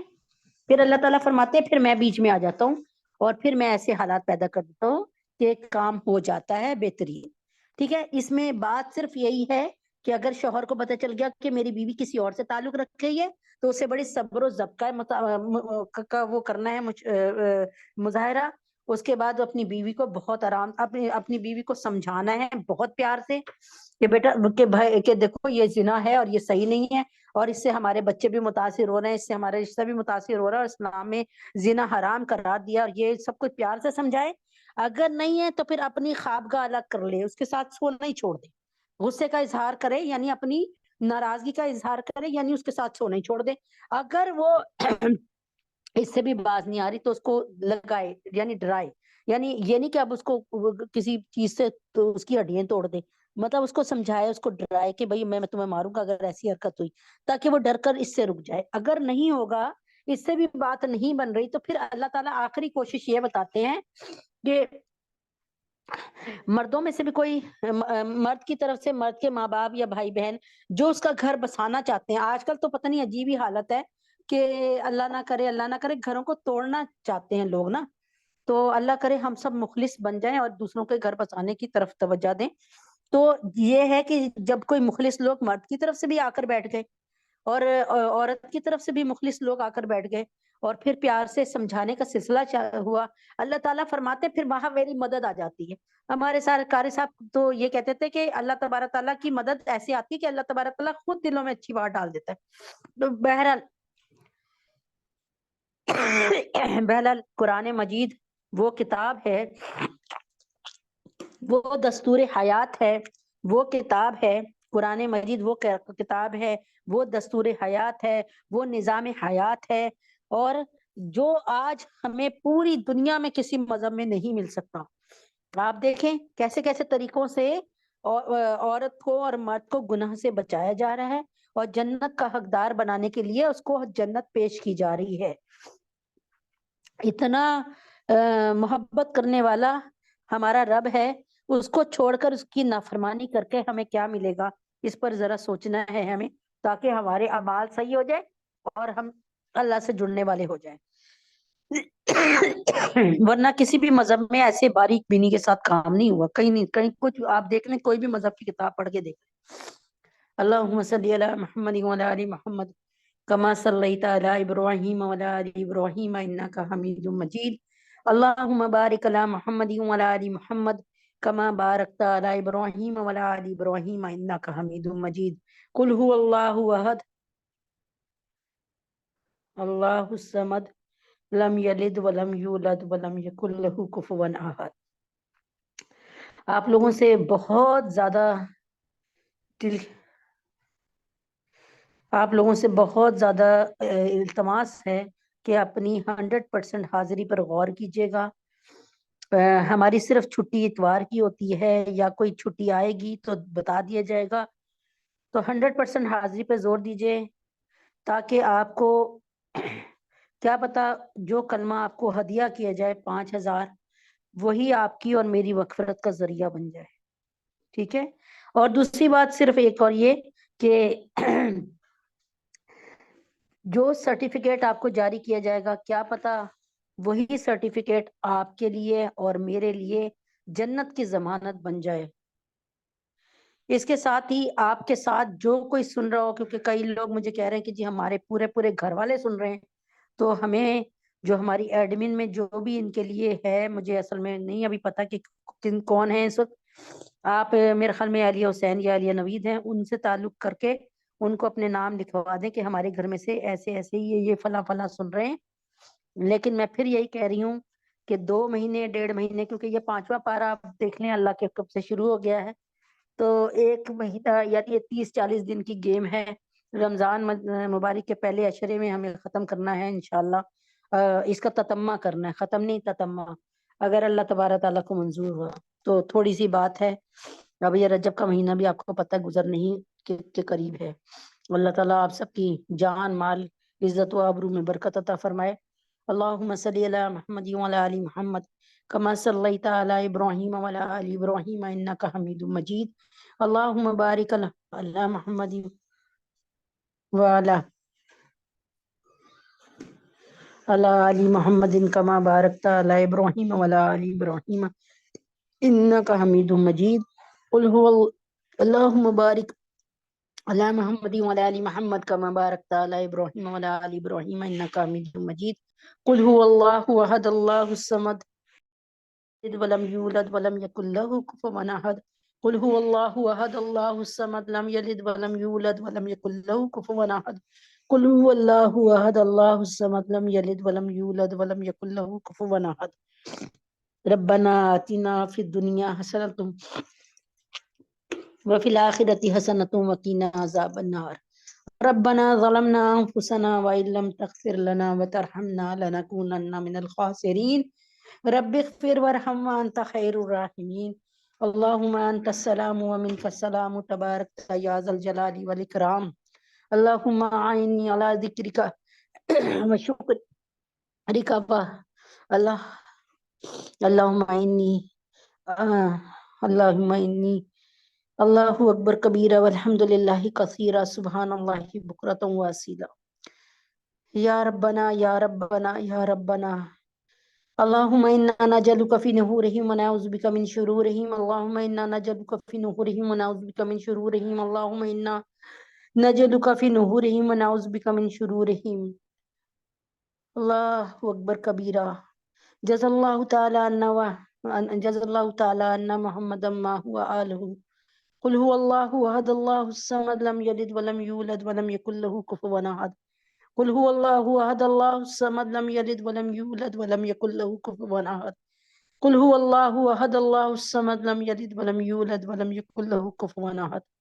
اے اللہ پاک یہ جتنا سب کچھ پڑھا ہے اور اللہ پاک یہ درود شریف اور یہ کل سورۃ الاخلاص کو جو پڑھا ہے، اللہ ہمارے جتنے بھی لوگ ہمارے رشتہ دار، اللہ پاک منصور احمد صدیقی، میمونہ اختر، قاضی ضیاء اللہ صاحب، عزیزہ خاتون، جاوید بھائی، فہمیدہ بھابی، عفیف کوثر، یا اللہ پاک جس کے بھی جتنے لوگ دنیا سے جا چکے ہیں، جتنے بھی مرحومین ہیں اللہ ان سب کے لیے اس میٹنگ کو، اس محفل کو، اس مجلس کو یا اللہ پاک مغفرت کا باعث بنا دے۔ اللہ ہمارے لیے بھی اس کو مغفرت کا باعث بنا دے۔ اللہ پاک تجھے جڑنا، بیٹھنا اور تیرے کلام کو سننا بہت پسند ہے۔ اللہ اللہ اللہ صحاب صفا پہ بھی اللہ آپ کی بڑی عنایتیں اور بڑا کرم تھا۔ اے اللہ پاک یہ بھی، یا اللہ یہ بھی بنات صفا ہیں، ان پہ بھی اپنے کرم کی، رحم کی اور سکینہ کی برسات فرما دے۔ یا اللہ ہم سب کے گناہوں کو معاف فرما دیجئے، یا اللہ ہم سب کی خطاؤں کو درگزر فرما دیجئے۔ یا اللہ، یا اللہ، اللہم انا نجعلک فی نحورہم ونعوذ بک من شرورہم۔ یا اللہ مسلمانوں کے جہاں جہاں دشمن ہیں، یا اللہ یہ یہود و نصارہ، یہ نتنیاہو اس کے معاونین سارے، ان کی تمام کی تمام معاشیت اس کو تباہ اور برباد فرما دے۔ یا اللہ فلسطین کے مسلمانوں پر رحم فرما دیجئے، لبنان کے، فلسطین کے، یمن کے، کشمیر کے، سیریا کے، ادلب کے مسلمانوں پر رحم فرما دے۔ یا اللہ پاک، یا اللہ پاک انڈیا میں بابری مسجد کو شہید کر کے مندر بنا لیا کیا، یا اللہ پاک ہم مسلمانوں کو حیا، شرم اور غیرت عطا فرما دے۔ یا اللہ پاک ہمارے پاکستانی حکمرانوں کو حیا، شرم اور غیرت عطا فرما دے۔ ہمارے تمام مسلمانوں کو، حکمرانوں کو یا اللہ حیا، شرم اور غیرت عطا فرما دے۔ اے اللہ پاک آپ نے فرمایا، آپ کے نبی نے فرمایا کما تکونون یؤمر علیکم اعمالکم اموالکم، جیسے تم ہوگے ویسے ہی تم پر جو ہے حکمران آئیں گے۔ اے اللہ ہم لوگ انتہائی پستی پہ آ گئے، اے اللہ ہمارے ایمان کا جنازہ نکل چکا ہے۔ اے اللہ پاک ہر شخص دھوکہ دینے میں، ہر شخص دوسرے کو دھوکہ دینے میں لگا۔ اللہ سب کو اپنے اپنے نفس کی پڑی ہوئی ہے، اللہ انسانیت دم توڑ رہی ہے۔ اے اللہ ہمارے گناہوں کو معاف فرما دیجئے، اے اللہ پاک ہماری خطاؤں کو درگزر فرما دیجئے۔ یا اللہ ہم سب کو پکا مسلمان، پکا مومن بننے کی توفیق عطا فرما دیجئے۔ یا اللہ، یا اللہ ہم میں سے ہمیں سب کو اللہ تبارک تعالی مومن بنا دیجئے۔ اے اللہ پاک ہم سب کو مومن بنا دیجئے، اے اللہ پاک ہم سب کو مومن بنا دیجئے۔ یا اللہ پاک آپ کی شریعت سے جڑنے کی توفیق عطا فرما دیجئے۔ یا اللہ پاک ہمارے دلوں میں آپ کا ڈر آ جائے۔ اے اللہ پاک ہم کسی کے ساتھ کوئی برائی کرنے سے پہلے اس بات کو محسوس کر لیں کہ ایک آنکھ ہمیں ہر وقت دیکھ رہی ہے، اللہ ہمارا رب ہمیں ضرور دیکھ رہا ہے۔ اے اللہ پاک آپ نے بھی تو اس پر اتنی نوید سنا دی، آپ نے فرمایا وَلِمَنْ خَافَ مَقَامَ رَبِّهِ جَنَّتَانِ، جو گناہ کرنے سے اس لیے رک جاتا ہے کہ وہ مجھے کیا جواب دے گا، میرے سامنے کیسے کھڑا ہوگا، تو میں بھی اس کو 2 جنتیں دوں گا۔ اے اللہ ہمیں 2 جنتوں کا مستحق بنا دے۔ یا اللہ ہمارے لیے اپنی 2 جنتوں کو جاری ساری فرما دے۔ یا اللہ پاک عائشہ کو، سونیا کو، رقیہ باجی، ڈاکٹر انم، یا اللہ پاک اہلیہ محسن، سمیرہ فیصل، ماریہ انس، فاخرہ بابر، سنبل اہلیہ عمران، ان کو نیک نرینہ اولاد عطا فرما دیجئے۔ یا اللہ ڈاکٹر ہمنا، فاطمہ اور عیشا کو، عبداللہ کو دنیا اور آخرت کے ہر امتحان میں 100% نمبر سے کامیاب فرما دیجئے۔ یا اللہ پاک سحر، عائشہ، فریاد، ان کی پریشانی کو دور فرما دیجئے۔ یا اللہ پاک اہلیہ اعظم، شہناز، اہلیہ عاشق اور اللہ پاک مفتی ضیاء الدین عامر، اہلیہ رفیق اور ہماری بیٹی انم کو اپنا بہترین گھر عطا فرما دیجئے۔ یا اللہ صحرا شر فریاد کی پریشانی کو دور فرما دیجئے۔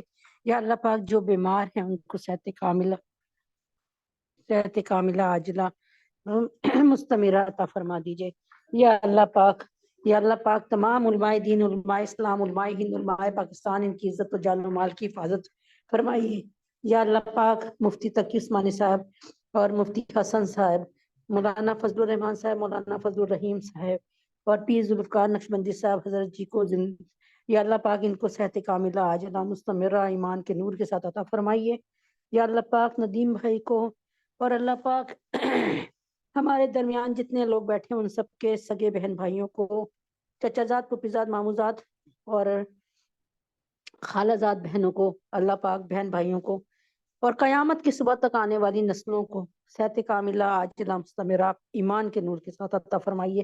یا اللہ عمیر کو، نازیہ، دیپ کو، اہلیہ حسین کو، ندیم بھائی کو، شازیہ، عیشا، نازیہ، معظم، حمید، حسن، مومنہ، حمزہ، عادل، یا اللہ نرگس باجی کو، ان کے سب کے گھر والوں کو اور جتنے لوگ سن رہے ہیں ان سب کو، ان سب کے گھر والوں کو، اہل خانہ کو ایمان کے نور کے ساتھ صحت کاملہ عاجلہ مستمرہ عطا فرمائیے۔ یا اللہ امت محمدیہ سسنگی ساری بیٹیوں بیٹوں کے لیے حفصہ، فاطمہ، جویریہ، سدرہ، سبانہ، حفصہ، سجاد، بینی، شفیفہ، بنات سرور، فخر، عبد المتین، سعدیہ، نظام، زینب المنتہا، ان سب کو جو ہے اللہ تبارک تعالی جو ہے سب کی شادی بہترین اور اچھی جگہ پہ جلد فرما دیجئے۔ دین کے دائی رشتے عطا فرما دیجئے۔ فراڈ اور مکار لوگوں سے، ناقدر لوگوں سے جان چھڑوائیے۔ اے اللہ پاک اپنے حبیب کے طفیل میں ہماری زندگیوں میں ہمارے بچوں کو اپنے گھر میں رہنا بسنا نصیب فرما دیجئے۔ ہمارے تینوں حرم کی حفاظت فرما دیجئے۔ اس سال زیارت حرمین شریفین کی توفیق عطا فرما دیجئے۔ ہم سب پہ رحم فرما دیجئے۔ یا اللہ پاک پاکستان میں بجلی کو اور پیٹرول کو سستا کر دیجئے۔ یا اللہ پاکستان کو اسلامی، اخلاقی، معاشرتی اور سماجی ترقی عطا فرما دیجئے۔ یا اللہ ہم سب کے گناہوں کو معاف فرما دیجئے، ہم سب کی خطاؤں کو درگزر فرما دیجئے۔ یا اللہ پاک بڑھاپا جوانی سے اعلیٰ ہو جائے، آخری آرام گاہ ہمارے گھروں سے زیادہ پرمعطر اور وسیع ہو جائیں۔ اے اللہ پاک ہمارا آنے والا کل ہمارے آج سے بہت بہترین ہو جائے۔